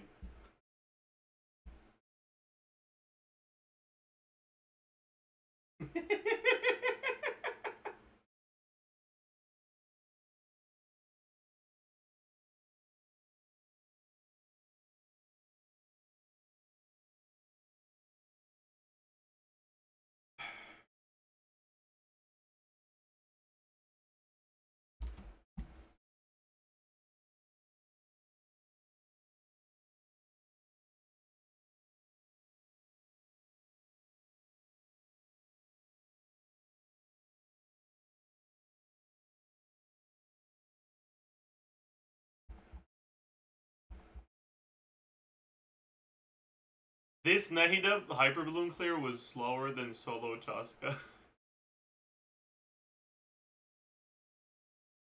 Aware. Man, ugh. Okay, dude. Sino, 2 clears. 2 people played Sino this event. Okay?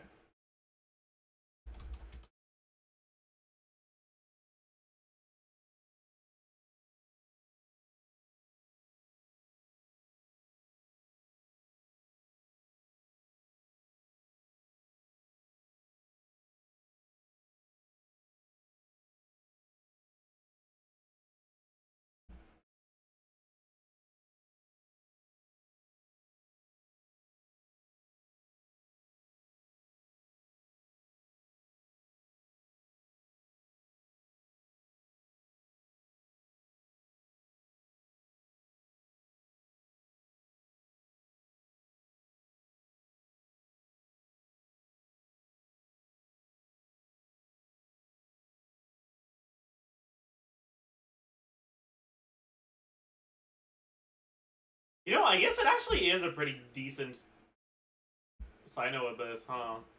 Because Sino has a lot of hits, right?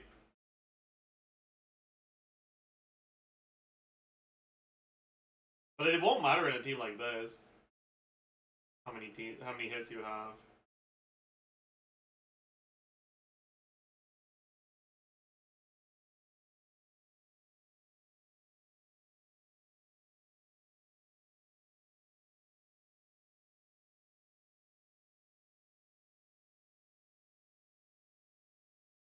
Because you can just be on Mawika anyways.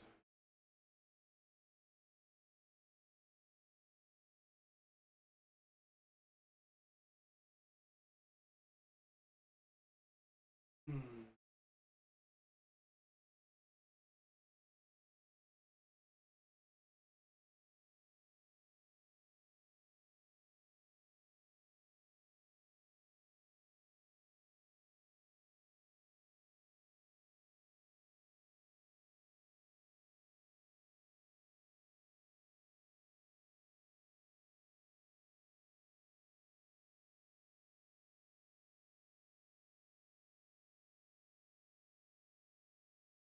Yeah.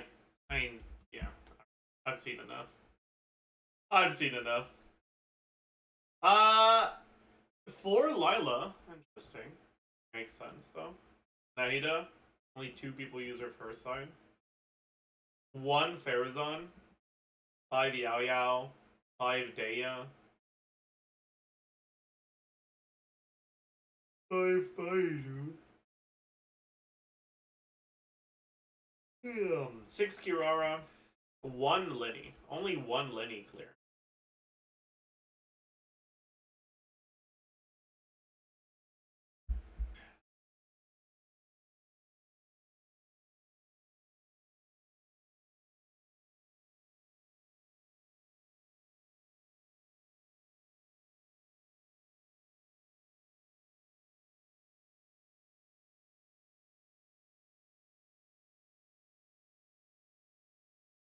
Not a single Nilo clear. Damn. Not a single Alhaitham clear either. Wait, that's actually wild. Alhaitham is good this Abyss. Why is there not a single Alhaitham clear?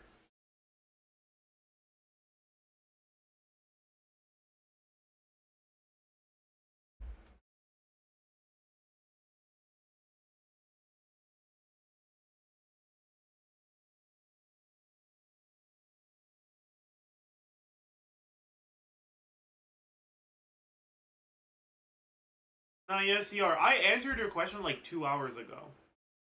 Just use a normal attack on Lali and you'll be fine. Do EQ normal attack on Lali and you'll be fine. And I did 2 multiple times. Damn. Is he watching stream on mute? Maybe.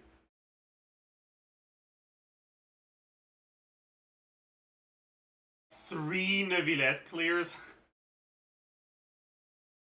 2 Risley clears. 2 Charlotte clears. 5 Navia clears. Only 2 Gaming clears. Interesting. Gaming's really good this a bit. Well, Gaming's quite good this a bit. Like he's solid.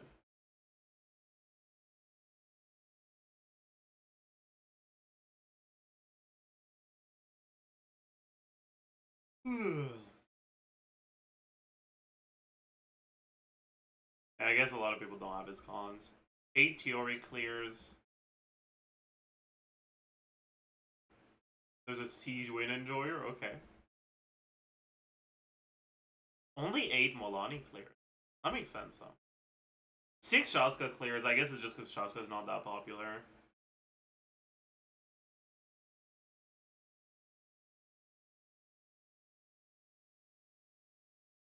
Hmm.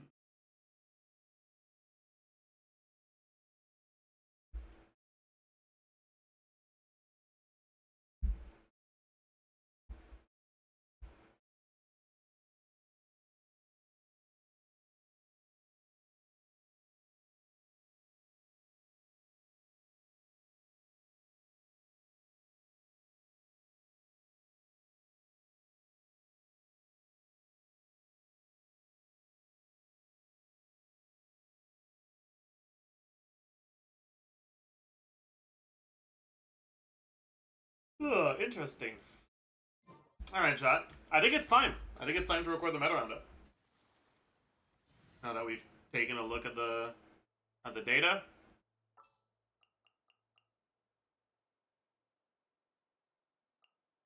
What's the occasion? Hello, beautiful people, and welcome.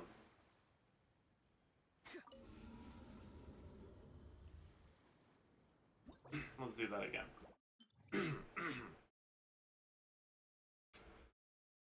Hello, beautiful people, and welcome. Hi, to the Genshin Impact 5.3 meta roundup. And boy, do we have things to say. For the very first time since, I think, Raiden's release? We have a leyline disorder on floor 12. I'm not entirely sure when the last one was, but it was a long-ass time ago. For the first time in a long time, we have a leyline disorder on floor 12. And leyline disorders are a massive deal. As it turns out, characters that can benefit from a free 75% damage bonus tend to overperform a little. And so, because of that, this Abyss is going to have a large discrepancy in terms of how easy it's going to be, based on whether or not you have the characters that are good in this Abyss. Does that mean that this Abyss is not clearable without those those good characters? No. Unlike the last Abyss, I managed to do a 4-star only clear in this Abyss, and it wasn't particularly difficult. Right, in the last Abyss, I was able to do one, but I had to swap my teams around. I wasn't able to do a continuous run with the same 2 teams of 4-star characters. In this one, continuous one was not a problem. It took me 2 attempts just because I died like an idiot, not because the timer was rough. So in terms of like actual difficulty, I'd say that it is easier, but it is reliant on you having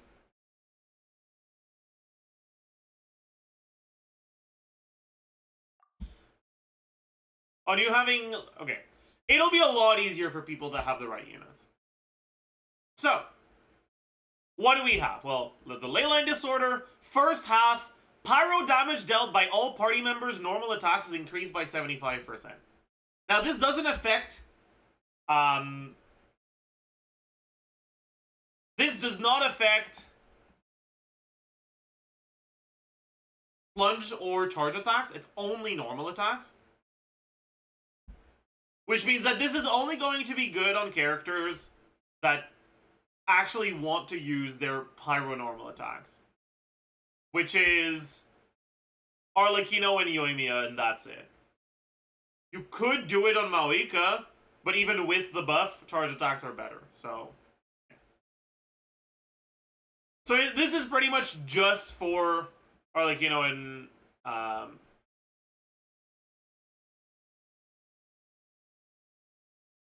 and Yoimiya.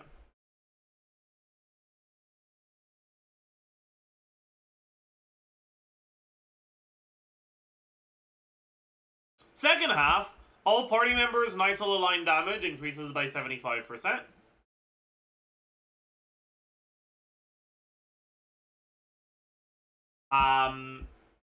Which is above that matters mainly for the teams that use a Natlon carry, so Maoika, Kinich, Molani, and Chaska. But it also matters if you have units like Kachina and Oron that aren't like your team's carry, but that are still there. That being said, though, the DPS requirements for second side are actually pretty low. Like, they're not incredibly low, but they're a lot lower than they often are. Instead of really high DPS requirements, or really high damage requirements, what restricts your teams and what makes specific units good in this Abyss, more so than this leyline disorder, is what the enemies are. But before we look at what the enemies are, we can talk about the blessing. True damage blessings like this don't tend to be all that impactful. They're a nice little upside, and that's kind of it. They're okay. So, what do we have here? So, Chamber 1, you have 2 waves. Triple Yumkasaur into Mountain King, and then triple Ictomosaurus into Spirit Seeker. Chamber 2, you have triple Xuanwen Beast into Solitary Swanee. And then you have a Tenebrous Mimesis into another one. And then finally, last chamber, you have the Cryo Wyob, and followed by a Pyro Construction Mech. And then on the second side, you have Papilla Type 3. In terms of just damage requirements, this Abyss is not that bad on Chambers 2 and 3. But it can be pretty rough on Chamber 1. Chamber 1 DPS requirements are pretty high. And if you don't have a team that can benefit from this, or that can break the thingies, the fruit that the Mountain King spawns, and it's not like an incredibly well-invested team, you might find yourself struggling in this chamber more than the other ones.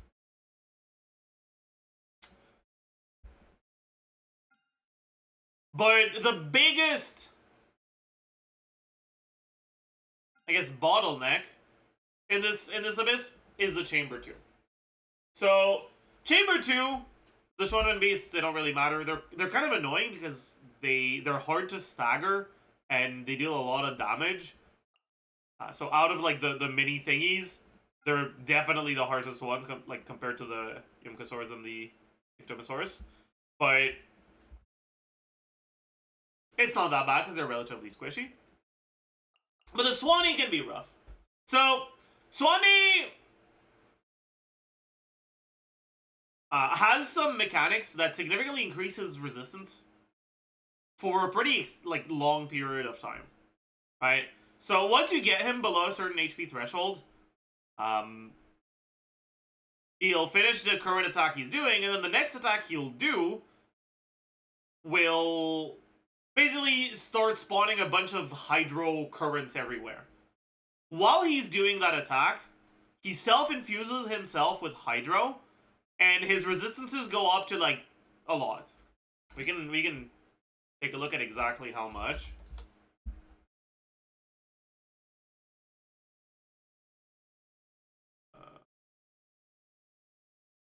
Would be in Mystical Beasts, probably. Yeah. Plus 200% resistances. That's you stop dealing damage, basically.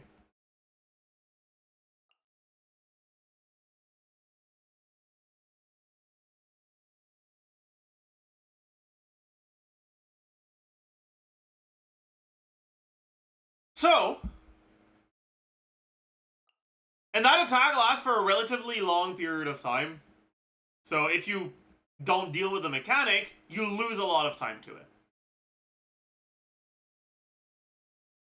That being said, if you apply cryo to it and then trigger any reaction, it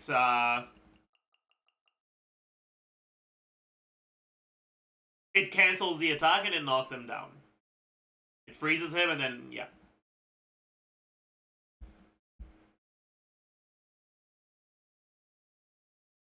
After that, once he's gotten up, he'll do the Animo special attack, where he spawns 3 orbs that spin around him, and you just have to go apply an element to those orbs.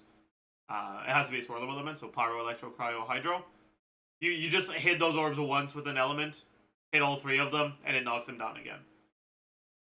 The biggest reason why Swanee can be rough is that if you don't have really high DPS, and you don't have a way to deal with the Hydro-related mechanic, He can do it more than once. And you lose so much time because of that. And then, on the second side, what you have is something that is honestly barely a DPS check. These Tenebris Mimesis guys,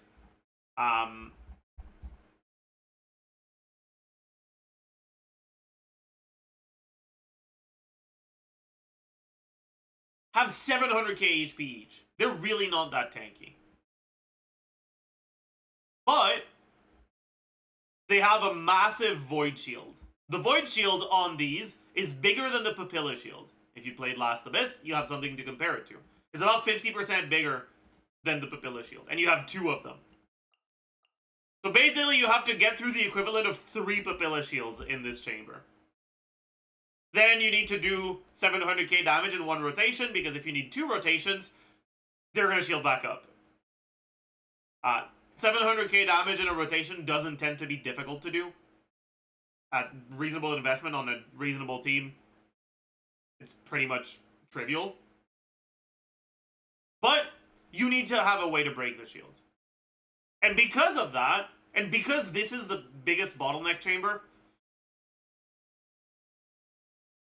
your ability to deal with Void Shields is going to be honestly the biggest factor in terms of how easy it is for you to clear this Abyss.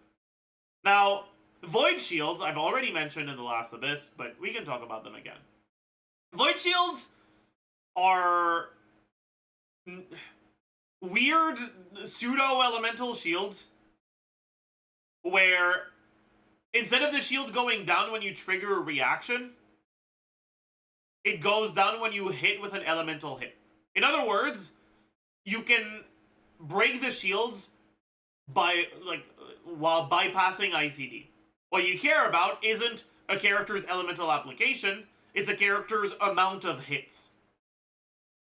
And that's going to make it so that certain characters that don't have amazing application, but do have fast hits, will be a lot better at breaking this shield than they would be at breaking elemental shields. Yeah, a good example of that is going to be Cookie's Burst. Cookie's Burst has a lot of hits, and so it does a lot of damage to the Mimesis shield. Another example of that is Lanyan's skill. Lanyan's skill, especially at C1, has a lot of hits, because it's got a bunch of animal hits and a bunch of infused hits, or absorbed hits, if you absorb on an element.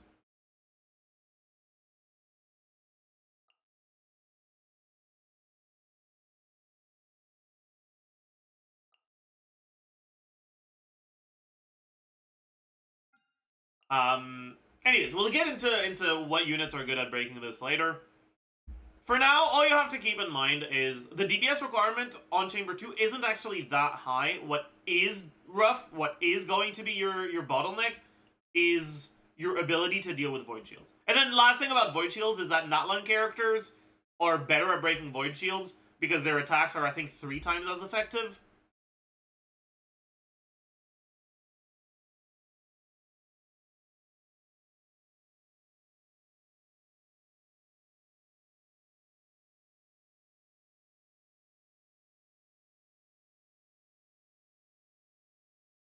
Yeah.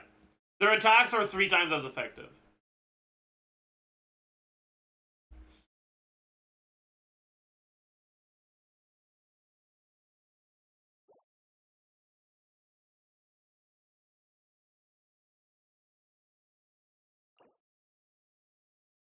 Then finally, Chamber 3, you have the Biting Cold Wyob manifestation. The main thing to remember for the Wyob is that the Wyobs...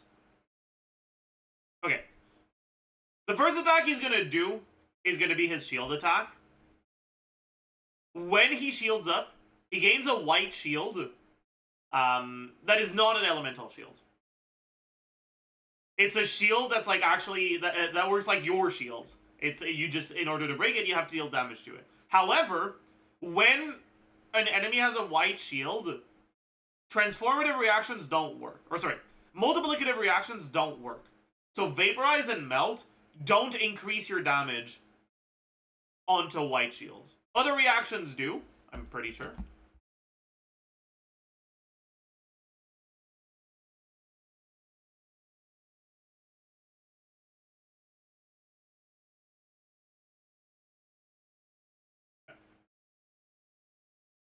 Other reactions do, but Melt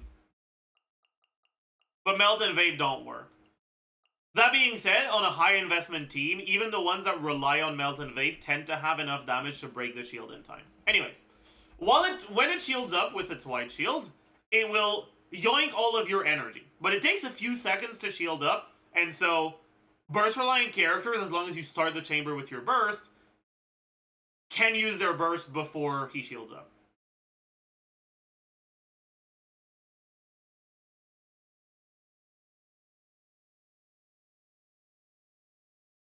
If you don't break the shield in time, he will transform whatever's left of his white shield into a potentially very tanky cryo elemental shield.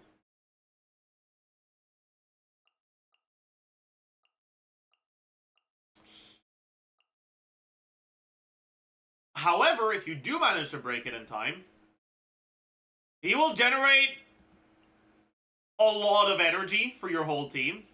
Right? You fucking...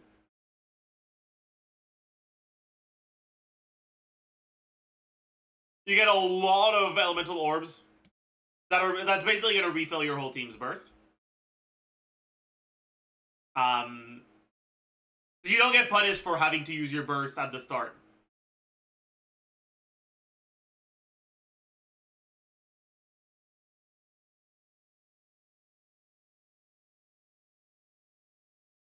Anyways, the Wyob himself isn't that tanky once the shield is gone, and it's by himself. And then you have a second wave with the construction mech, which is also pretty easy to deal with. And then finally you have Papilla, same void shield as the Tenebrous Mimesis, but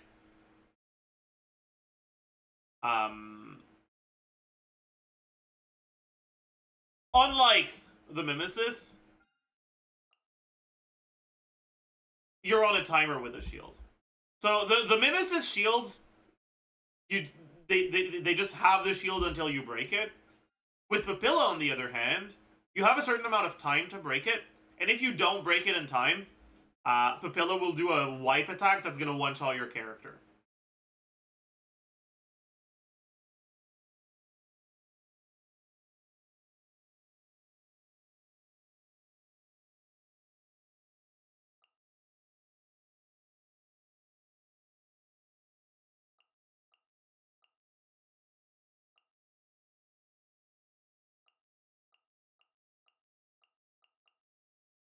After the wipe attack, the shield disappears, but Papilla gains a large amount of resistances. Which means that if you can't break the shield in time, your DPS requirement goes up a lot.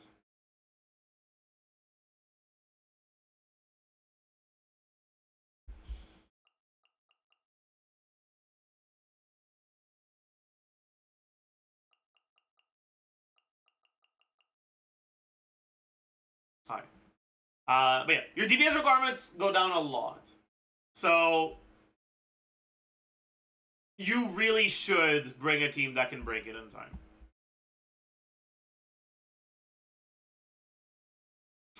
So, what are the teams that can do these kind of things well? Well, obviously, for the first side, right, Arlecchino and Yoimiya are going to benefit a lot. Because Yoimiya is really not good in AoE, and the first wave has AoE, she's going to tend to be slower than Arlecchino by a lot more than usual. I wouldn't say that Yoimiya is particularly good this Abyss. Even with that big-ass buff, she's just not that strong. But it is what it is. Arlecchino is like pretty much the strongest character for the first side. She does really well. Obviously, she gets the buff. She can deal with the Yumkasaur. And Arlecchino has very strong melt teams that have a cryo unit that can deal with this one. On top of that, even in those meltings, she's not that reaction reliant, so the Y-Up shield won't be a problem either. What archetypes are worse than usual in this Abyss? Well, the thing that really bottlenecks a bunch of teams in this, or the thing that prevents a lot of characters from being good in this Abyss is the Swanee. Swanee has 70% Hydro and Animo resistance for some reason, because Hoiverse hates you. Which means that Hydro and Animo teams are going to be a lot worse than usual.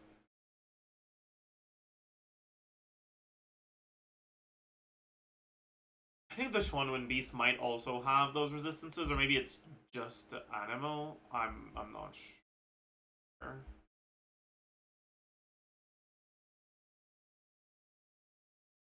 For them, it's 50%. Anyways.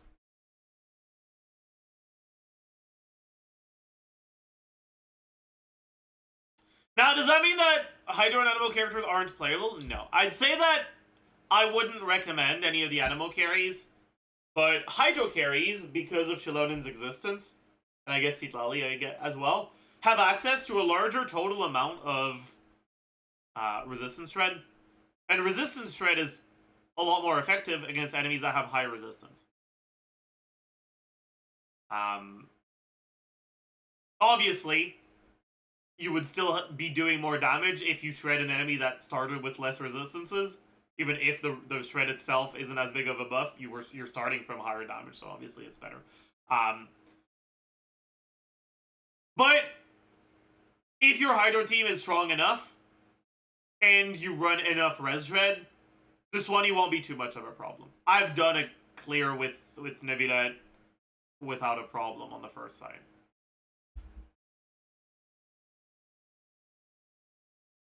But it'll be a lot worse than usual, obviously. Which is why, both in the data I collected from... Wait, did I fucking close it? I did. Both in the Abyss data I collected from my viewers...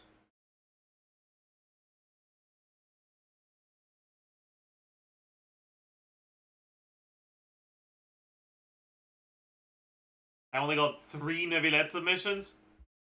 And in terms of overall popularity, does anyone have a link to the... Actually, no, I can probably just find it. 5.3 Genshin Abyss usage rate.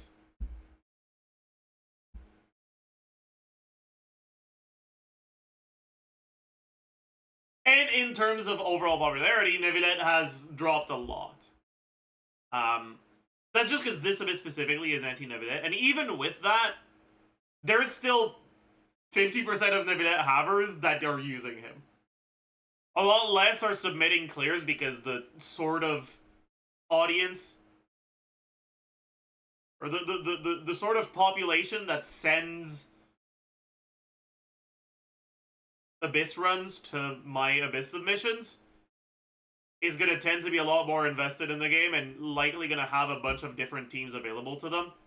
And because of that, there's no reason for them to play a Neuvillette team if they have another team that isn't getting fucked by this Abyss. Right? Yeah, I have around... how many total submissions?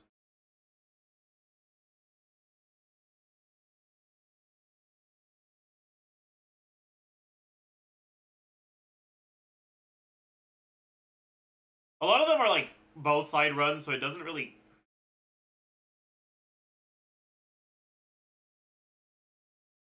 $134 submissions with like 200 something clears.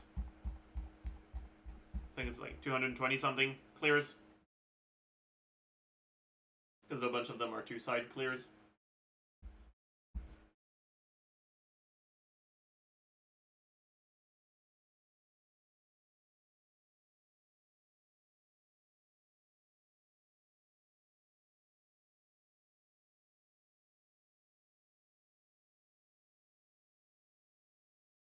And so, characters that are popular and strong, that a lot of people have,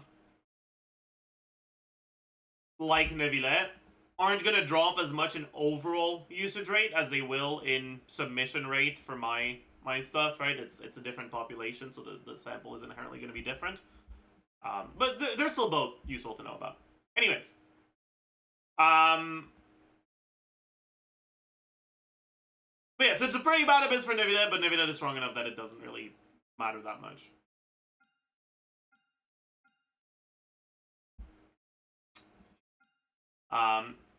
Other things that are useful to know. The Spirit Seeker, if you use the charge attack of a character from the Masters of the Night Wind, so Citlali or Auroron, on the Spirit Seeker, it stops moving for like 20 seconds. While in its shield phase. So you can kind of just brain off if you put Auroron or Citlali on your second side.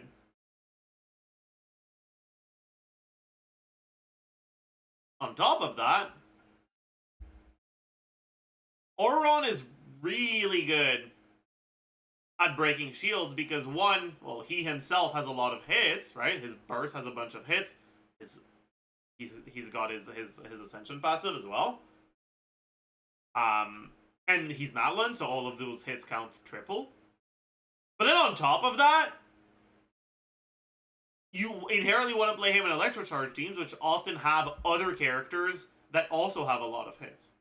Auron is played in Taser teams.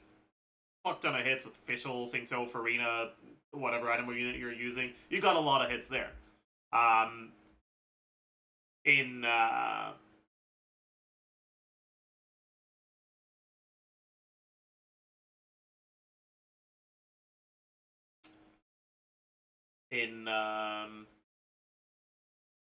Chaska teams, and Chaska obviously just does a lot by herself. Same for like Mawika teams. You also often play him in like Aurite teams or Chivalrous teams. And in all of those teams, you end up getting a bunch of hits. And because of that, Auron is honestly a really, really good character in this Abyss. It's really rare for the non-1.0 4-stars to have really high usage rate. And in this Abyss, Auron actually has higher usage rate than Channeling, Singso, and Kuki.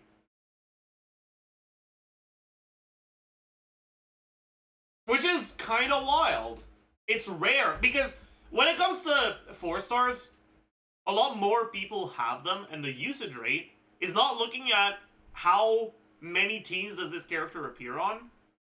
It's looking at, out of the people that own this character, how many are playing them.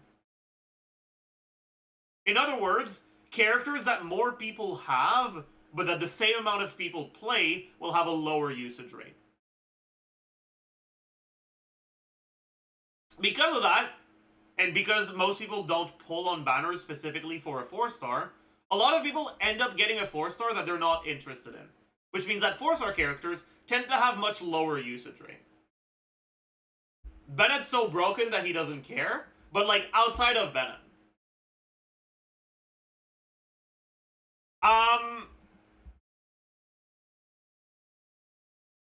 And despite that, Auron is still almost at 40% usage rate, which is really high. And there's a reason for that. He's very, very good this Abyss. One, a lot of Auron's... I mean, okay. A bunch of Auron's teams have a little bit lower ceiling, but it doesn't matter that much because the DPS requirements on the second side aren't too bad. And he's really good at breaking the shields, and he gets a 75% damage buff to pretty much all his damage.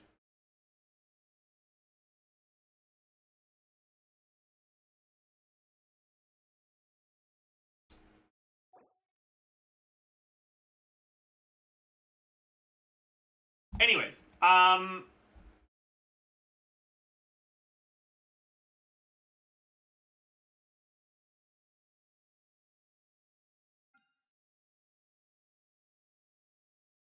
another important thing to mention, the Papilla is type 3, which is a different type from the Papilla in the last Abyss. All that means is that the enemies it transforms into are different. And the enemies this Papilla transforms into are a lot more cringe than the last one. They move all over the place. Their attacks make them go up in the air and dodge your bullshit. The Seahorse, the Yumkasaur, the Legatus Golem. The Legatus Golem is fine. But yeah, this Papilla is a lot more cringe than the last one.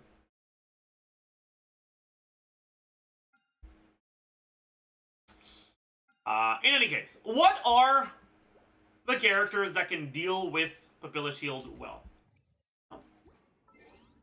Let's go through them. Let's go through a bunch of characters and teams. First, we can look at the Pyro characters. Maoika is one of the characters that can clear the Papilla Shield by herself. In time. There's not that many characters that can do it. Maoika can. So if you put Maoika on your team, whether you're using a Maoika carry team or you're using Maoika as a support, or you're just putting Maoika on your team so she can fucking break the shields, she can take care of the shields by herself. Arlecchino doesn't have the best ways of dealing with a shield, but a lot of her teams have fast off-field app. Her Chevreuse teams use Fischl. If you have C6 Fischl, you should be fine. If you don't have C6 Fischl, but you have Auroron, you can use Auroron and you should be fine. If you play her other teams,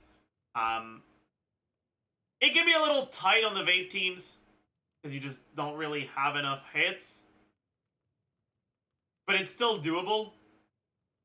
And then the Melt teams, if you're using Citlali is obviously going to help because she's an Atlan character. She does Night Soul damage.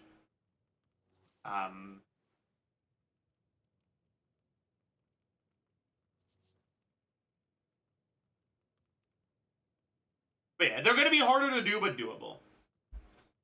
Gaming's teams are going to fucking struggle. So teams we'll talk about individually for each carry. Linny teams are going to struggle a lot. I guess we'll talk about Burgeon teams later. Yoimiya teams are going to struggle a lot, and if you're going to play Yoimiya, you really should play her on the first side. Like, what are you doing putting her on second side? But they're not going to struggle that much. It's kind of like Arlecchino. Yanfei teams, kind of eh. Hu Tao teams should generally be okay. It's similar to Arlecchino, but a little better. Klee teams should be fine. Diluc teams can struggle. Channeling teams, it depends. If you're using channeling as your main source of damage, you usually have another fast off-field applier or on-field, right? Whether it's like Xingqiu, Milan, Farina, Child. You should generally be fine.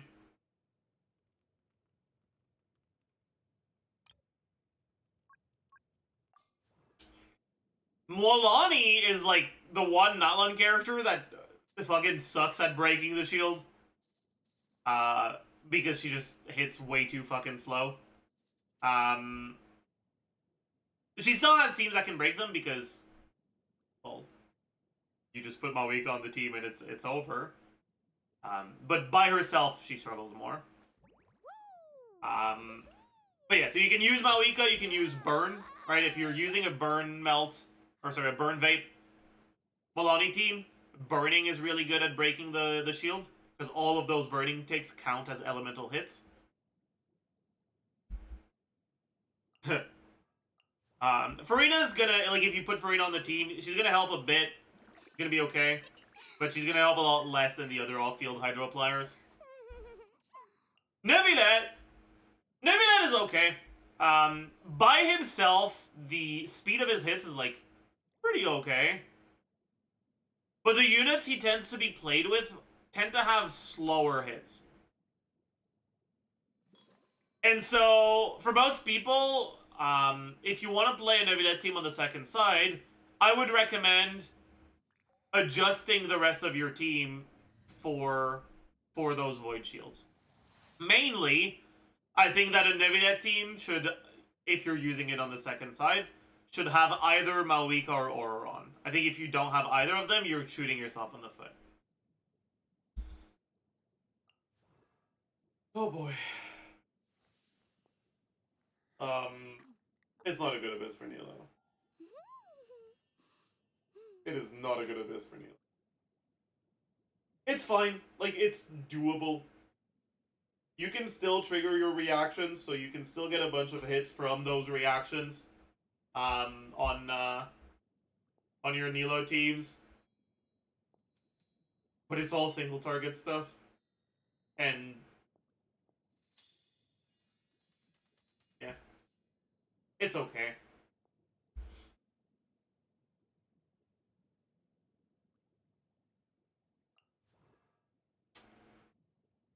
Yelan tends to be like the middle ground in hits, obviously.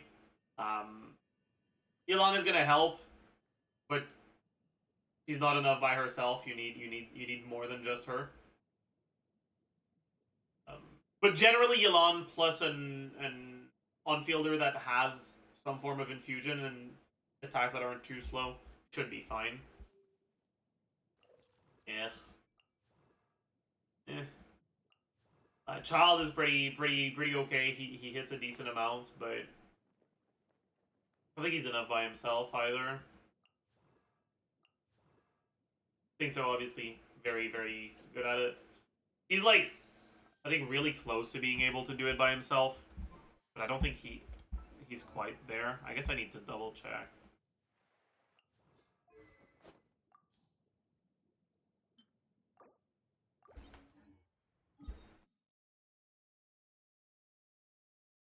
It's annoying because the overworld one is a lot squishier than the... Like, the shield of the overworld one is a lot squishier than the abyss one.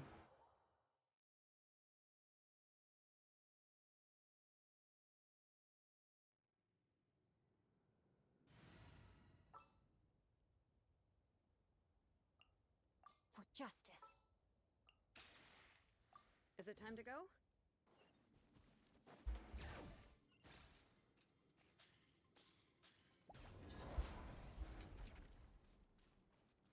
How does the Nilo team break the Spirit Seeker shields? Candace? Kave? It's not gonna be good.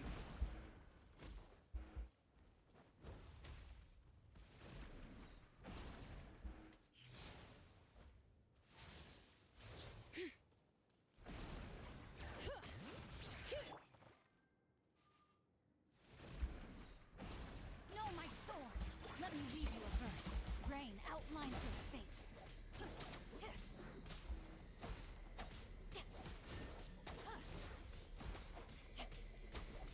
Yeah, he's not enough by himself. Not even close to enough.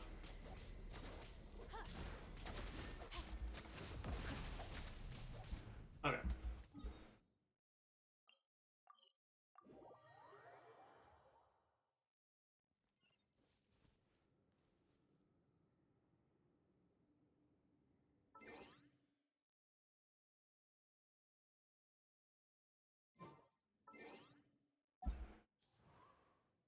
But yeah.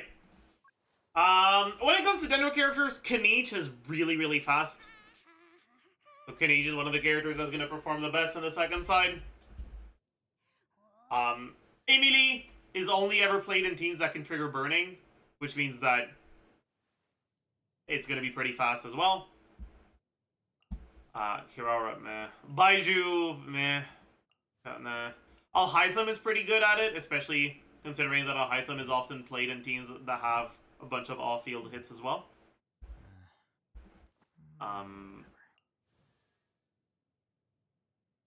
Meh. Gyro's meh. Nahida's not particularly good at it. Tiltnutty's okay because he has a bunch of hits. Kole's okay.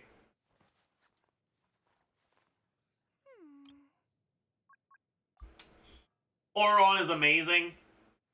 Chlorine is quite good, right? Chlorine's E. Like, while she's in her E stance, the E cast is a triple hit. You do N3E spam, and it's 6 hits every time you do N3E.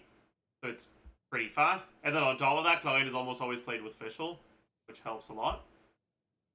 Sethos is veh. Sino is okay. Dory is surprisingly good. Dory's burst has a lot of hits. It's why there was this craze about Child Dory Hyperbloom for a while. Because Dory's burst hits every 0.4 seconds, so it's like really fast. But it has special ICD, so the elemental application is not very fast. So, I mean, Dory's a fine character to slot into a functional 3-unit team if you're struggling with a shield. Cookie's pretty good at breaking the shield because her burst hits a lot. Obviously, making sure that you're keeping yourself low HP is going to help a lot for your shield breaking as well. Yai is kind of whatever. Raiden is bad at it because her skill doesn't trigger while the shield is up, because her skill's requirement includes dealing damage, and you don't deal damage to enemies that are shielded. Sarah's not it. The thing is okay. And she's often played with Fischl, so generally her teams are going to be fine. Fischl is pretty good. But the difference between Fischl at C6 and without it is pretty big. If you have her C6, she's one of the better off-fielders for Papilla. But if you don't, it's probably not enough paired with an on-field elemental applier. You're probably going to need another off-field app on top of her. Beidou's whatever. Razor's meh. Razor can be okay. I guess I should do a Thundering Fury clear, huh? Maybe the clear we do is going to be Thundering Fury. Sure, why not?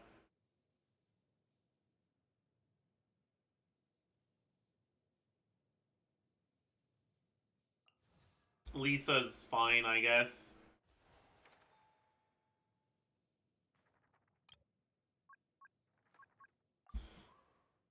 Now we get to the animal character, and there's actually a lot to say about the animal characters. Animal characters' ability to get elemental absorptions on their abilities often give them a lot more hits, right? When you're looking at Kazuha's Burst, for example, it hits once and then 5 times over time. But if it absorbs something, all of those 5 hits will have an additional hit of that absorbed element. So it goes up to 11 instead of 6. That being said, Kazuha's a character with no ICD on his burst. So he's not the sort of character that overperforms against Papilla shields, right? His application is alright, but his hits are relatively slow. Characters with really fast hits include Venti and Sayu. Lynette is okay as well.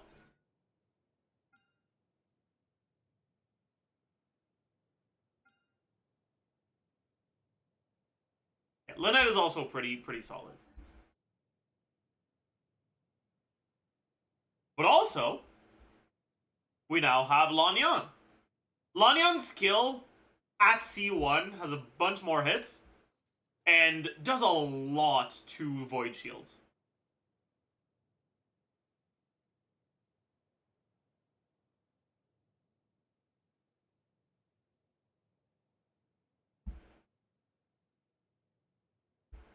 And then finally, Chaska has a lot of hits and is an Atlan character, so she's up there with Kanich as the fastest on-fielders at breaking the shield.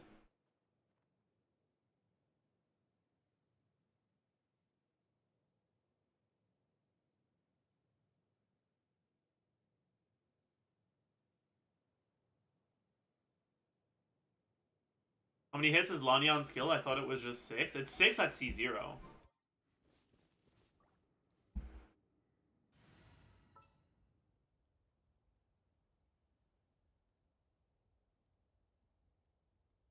Doesn't matter where.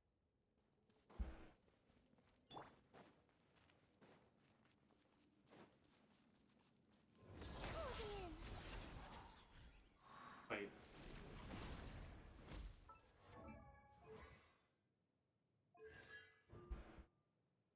It only works if you get an absorption. I didn't know. I didn't know it only worked when you got the absorption.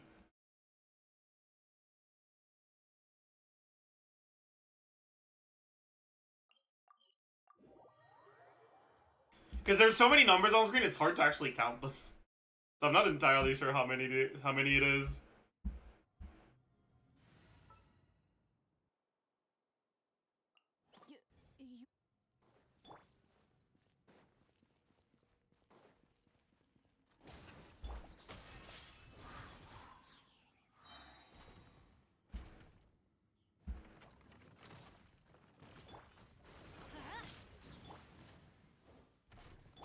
You You finished recording? No, not yet. light it up. Up and away. I think that's 8. Here.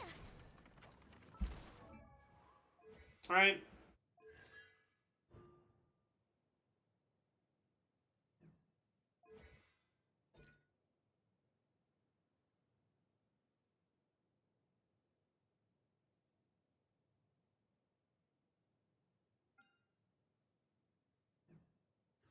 Plus the swirl.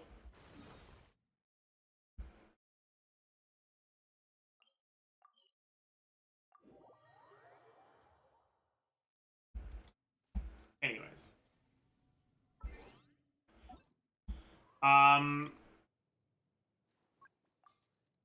For the other animal characters, if you're playing on-field Sucrose and like a Taser team, it's fine. Xiao teams are not good this Abyss. Just like last Abyss. Xiao's teams tend to be really bad at dealing with Papilla. They don't have great options for it. You can just use Mawika if you want, but like at that point, is it really a Xiao team? And then on the first side, Swanee has 70% animal resistance, so yeah. Wanderer teams can be a little bit better in the second side, just because of Wanderer's ability to work with normal attack synergy units. Relax. But it's still just whatever. Cryo units, obviously, Lali's pretty good. Kaya's meh. Chongyun's meh. Chongyun's bad. Chi-Chi's meh. Darena's bad. Ganyu's okay. Rosaria's meh. Ayaka's actually okay. Like she does a decent chunk of it if you're willing to use your burst on it. Like it's fine, but it's not good. Alloy's okay, I guess.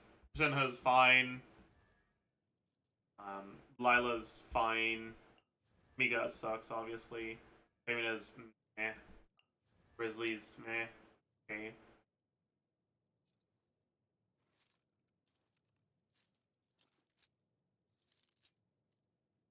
At C2? Wait, who at C2?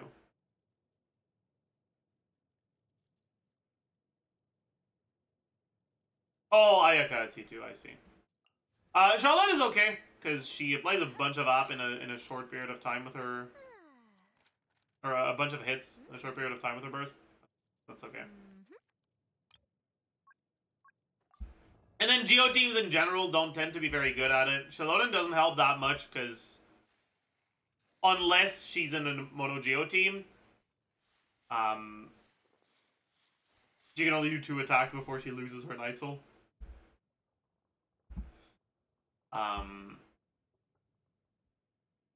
Kachina's okay at it, but like not particularly good. She doesn't have that many hits. None of the off-field Geo have that many hits. And then the on-field Geos are like, okay.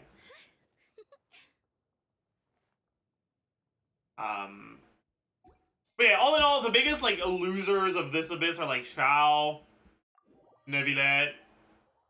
But even if he's one of the biggest losers of this Abyss, he's still good enough that he's very playable. Biggest winners of this Abyss are like Arlecchino, Mawika, Laurent, Chaska, Kanich, Auroron.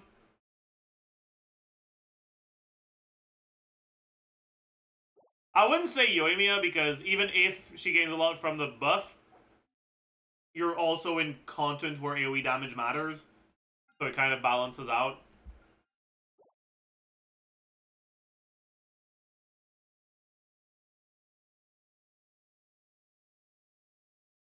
But yeah. Anyways, I can't do Thundering Fury because I want to show Auroron.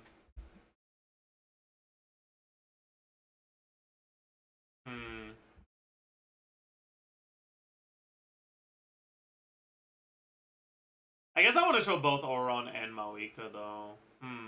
Oh, there's so many things I want to show. Anyways, let's start with that.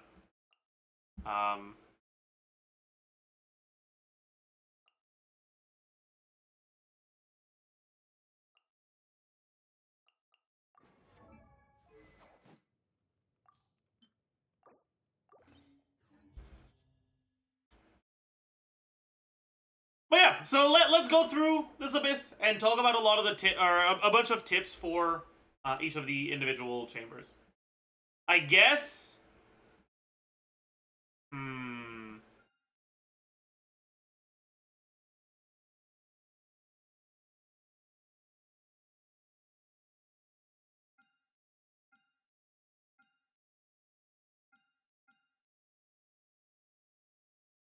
Yeah, whatever.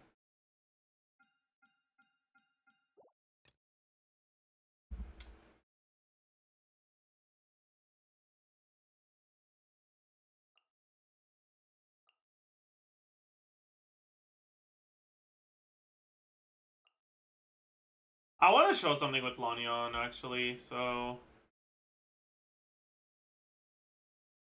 I'm gonna run a double shield team like an idiot. Where is she?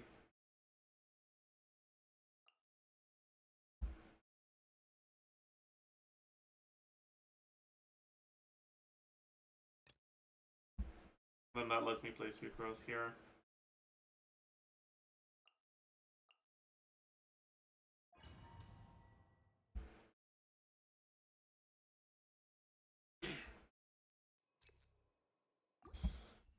So, first wave is fairly straightforward. One useful tip to group the first wave here is that if you knock them back with Bennett Burst, the next attack they do, groups them up pretty well. So you don't really have to focus too much on trying to group them. They'll kind of just group themselves.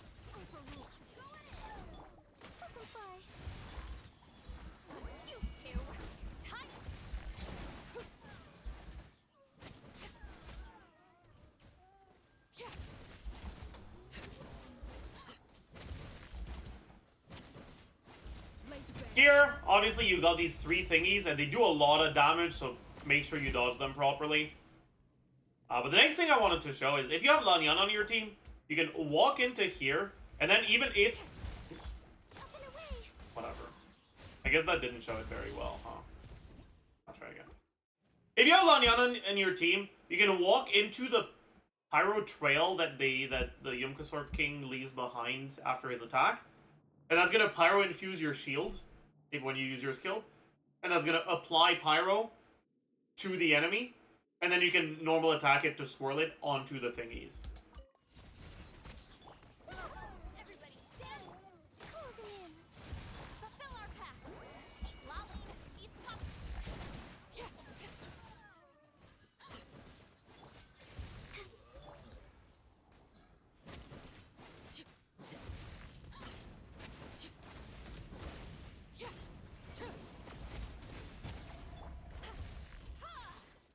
Alright, so even if he doesn't have an element on him, you can apply it with this, and then just do a normal attack, and it breaks all of them. Teamwork is true. You two. Time.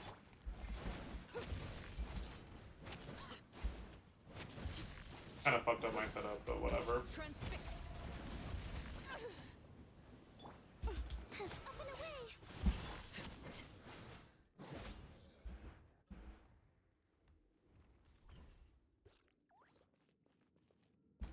Anyways.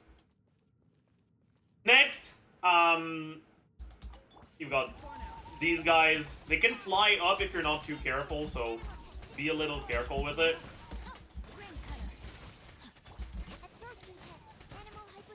Take care of the first wave, and then the loser Spirit Seeker is gonna spawn.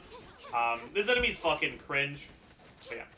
It goes like this, and then you gotta break the cryo shield. But as I mentioned earlier, all you have to do is this, and then they just get frozen. So you don't have to focus on dodging, and you can just focus on applying your element.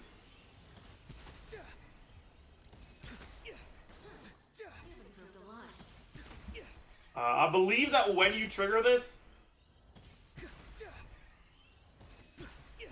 How did that... When you trigger it, it deals damage to all the remaining clones. So you can hold off on using some of them. Sorry, you can make sure that you, like, don't only focus one and kill it before you get the opportunity to refreeze them. Because it should take 2 to 3 if you don't have a pyro unit to break the shield.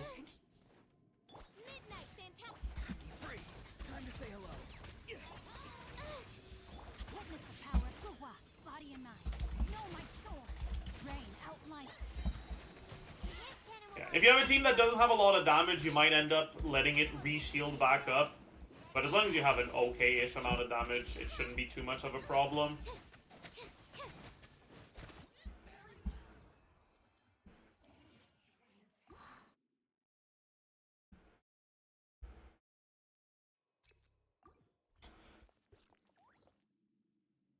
Next chamber, you start with these. Like I said earlier, these guys are a little bit more cringe because they actually do a lot of damage. And also they have weird hitboxes, which can be annoying. Oh yeah. And then the Swanee. I'm pretty sure with a start like this, I could...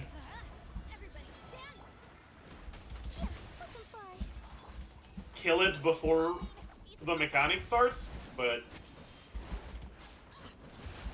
I'm gonna make sure I don't. I'm gonna wait up here. So yeah, he gets his... Oh fuck, I froze him by accident. Whatever. That's so cringe. Yeah. So he... Why didn't I just... Am I an idiot? Whatever. He infuses himself with Hydro, starts shooting water everywhere, but you can freeze it and then trigger a reaction. Oh, okay, that didn't hit, I guess. But you can freeze him and then trigger a reaction to break that. Not what I wanted to do. Yeah, so here, just a matter of breaking the orbs, and then you're good. Let's show a proper clear.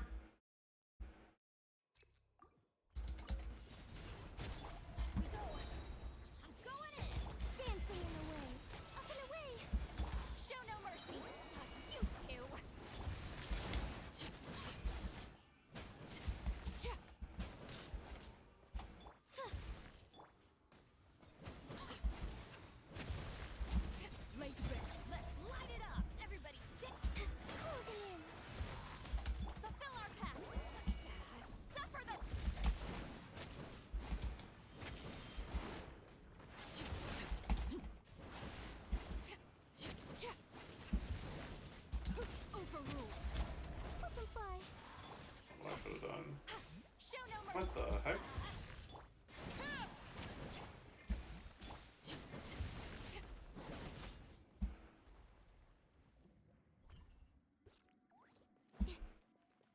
Right, and now we get to the bullshit.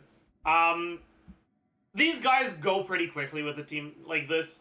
Just know that it's Auron, Fishbowl, saying so, putting in a lot of work here.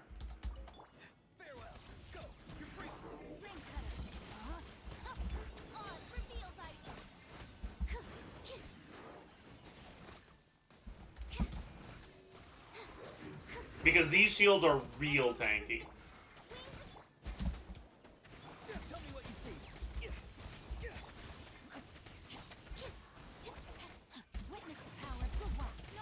Anyways, break the shield pretty fast. By royal Time to say hello. Not too far now. Swirl, Mark 2. Midnight. And then here, just gotta make sure that you finish with your burst up. Absorption. Because otherwise, the fill is gonna be rough. I fucked up, but it's okay.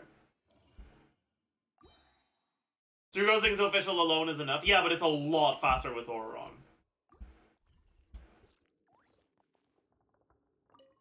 And then finally, Wayob. Just try to get the relevant bursts out in time. Which is why I did QE on Citlali instead of EQ. Although I guess I could have just not used Citlali at all. That would have worked too. Lay to bear. I'm going in. Yeah, up and away. Suffer the wrath of me.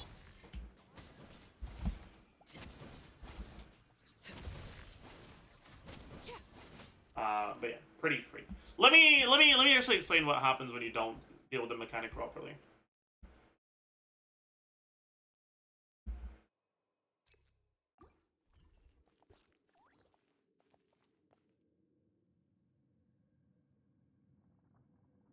Alright, so Overrule.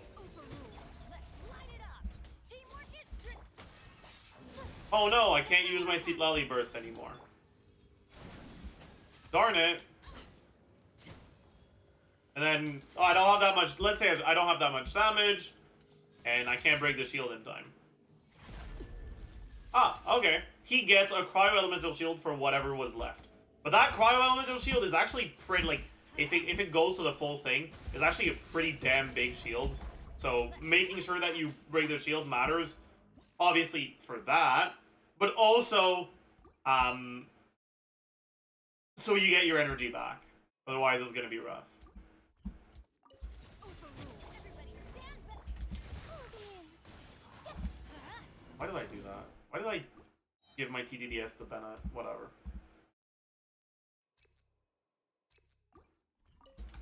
Let's light it up. I'm going in. Up and away.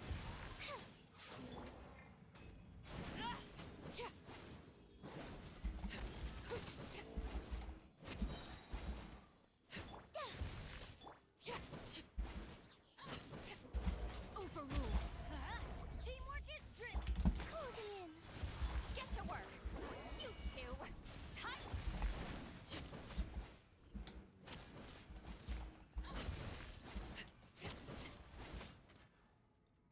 Okay.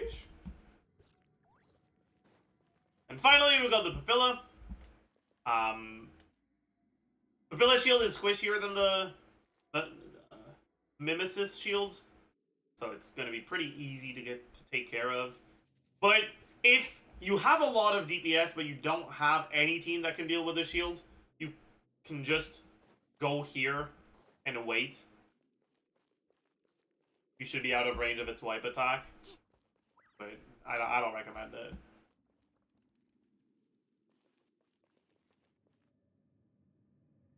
You can also prevent the Wyob from shielding up by stagger locking him or freezing him. The main issue is that stagger locking him for long enough that you can kill him generally won't happen. So it's not really all that doable outside of freeze teams. And freeze teams are really bad for the first two chambers of that side. So it's not really all that worth doing for me. Or in my opinion. Anyways. Papilla shield, or Papilla, pretty straightforward. Tell me what you see. Rain I outlines. fucked up. I didn't get my sack proc because I went to sing so after he shielded up, but whatever. Animal hypostasis emulation.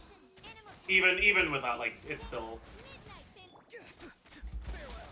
Let's go. You're free now.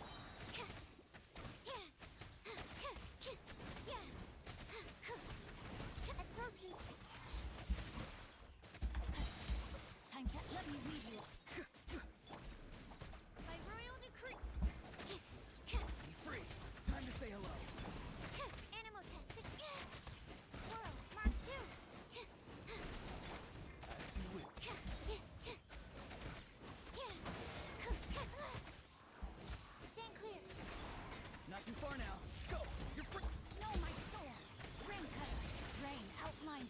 and then if you don't kill him in time, after having transformed quite a few times,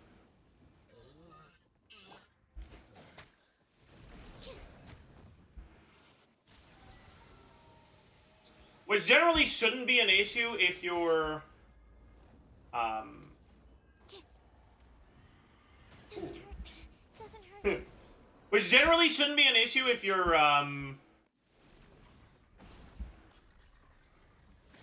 if you're not playing like an actually awful team and you broke the first shield, he'll shield back up.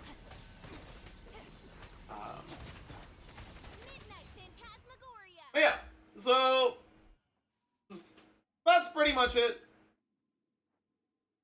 I honestly really like this Abyss. I understand that there's a lot of cringe with it, but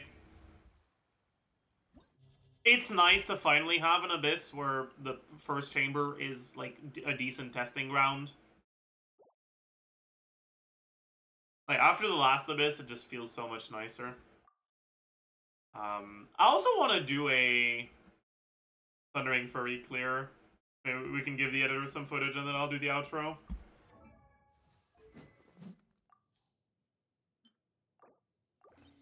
Yeah.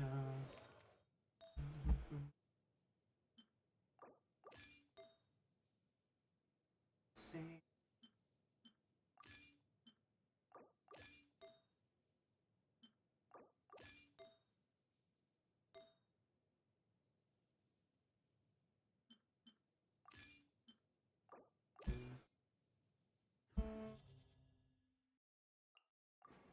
I'm too lazy to put him on instructor. So it'll have to be what it is. No instructor. What is that? Oh, it's I see. What is that?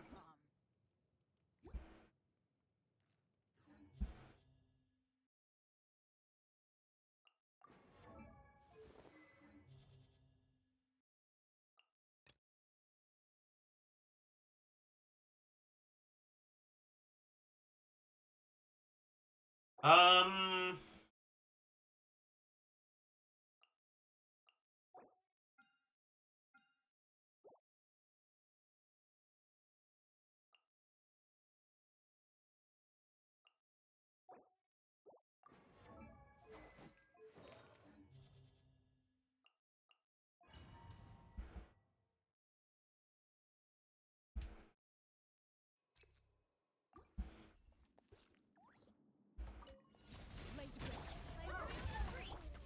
Hands where I can see 'em.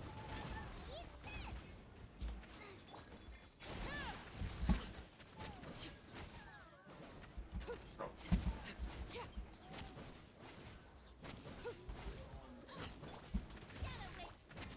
Overruled. Final warning. Nice and spicy. You're toast.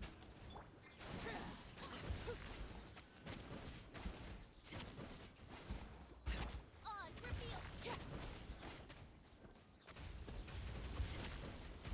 Laid bare. Drop your weapon. Midnight Phan...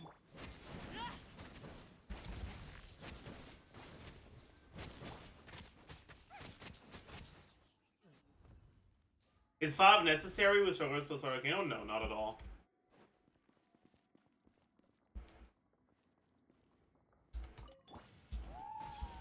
Share my knowledge. Time to brain cutter. Know my sword. Everybody stand up.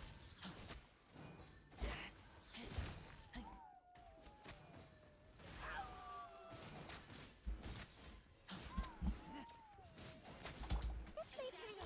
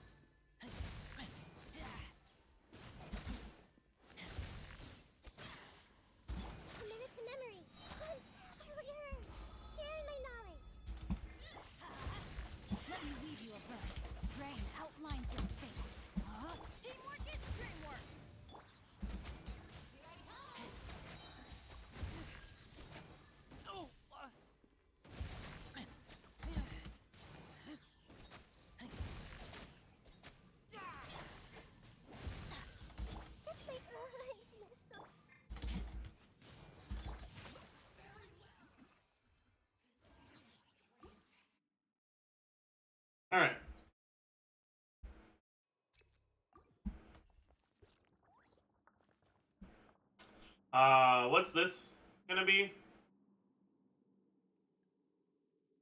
Right, it's the Swanee stuff. By royal decree.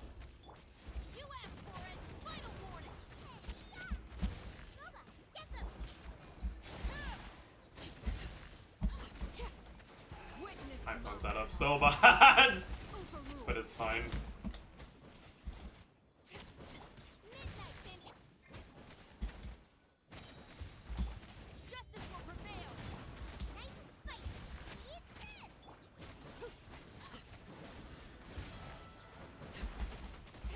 Laid bare. Guess I should have waited a bit more. As you wish, mate. Final warning. Hands run and seal.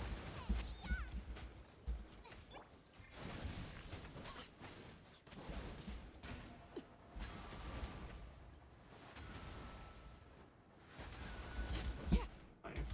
Overrule. Stop right. Boba, get them.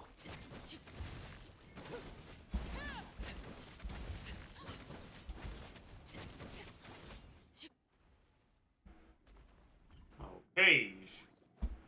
So, let's see how this goes. Commit it to memory. Make yourselves at home. Ring cutter. Know my sword. Everybody stand back.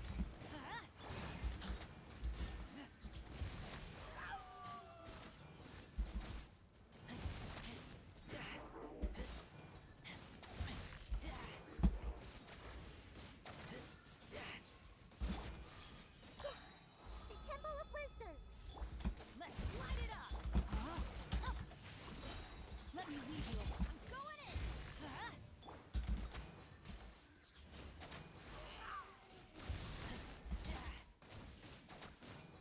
That's fine.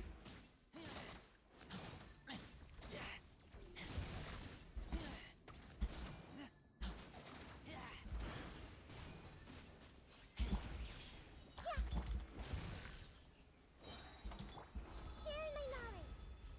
Rain outlines your fate. Know my sword. Teamwork is dreamwork. Let's.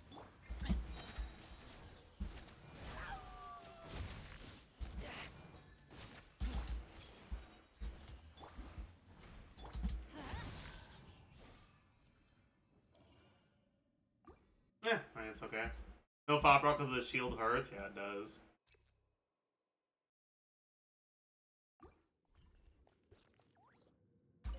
Laid bare. Odds reveal. Justice will prevail. You're toast.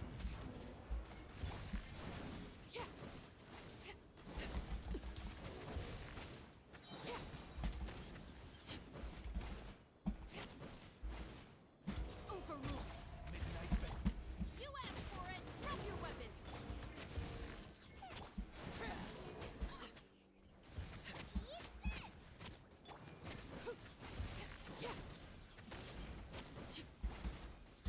By royal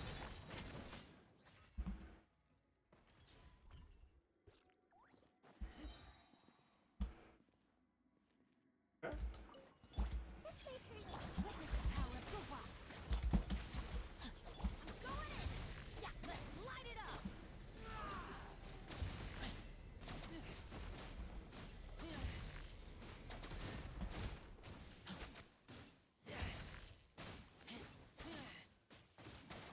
Commit it to memory. Make yourselves at home. Rain outlines your fate. Let's light it up.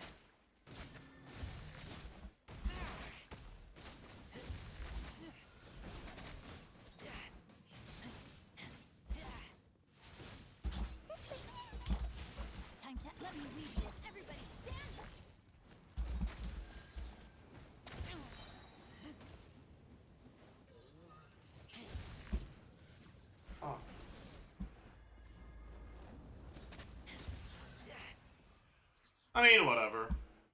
Okay-ish business. Yeah, maybe, yeah. Yeah, it is what it is.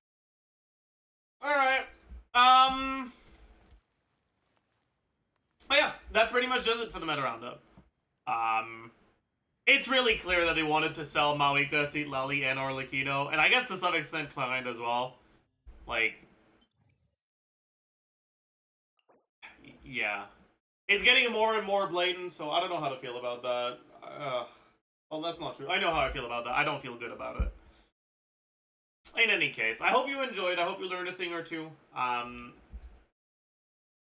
Thanks again to everyone who submitted their runs for the meta roundup submissions. I'll leave a link to the submission in the comments, in the description, and I will see you guys in the next one. Bye, YouTube. Okay.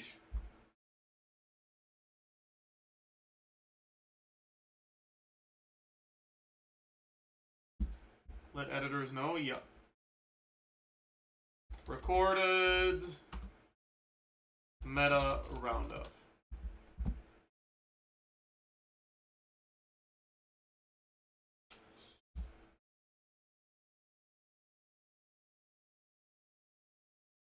No, I'm good.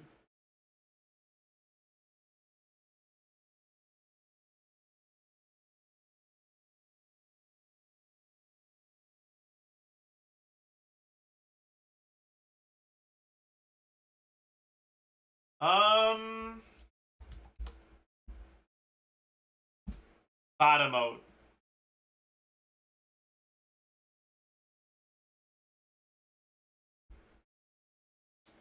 Anyways, I have a video to post, chat. Pog. Huge. So, as usual, if you can find it through YouTube's, it helps more. But if you're too lazy, I understand. It has been posted. I'll post the link in chat. Go watch it, leave a like, comment, subscribe, and I'll see you guys tomorrow. Bye-bye!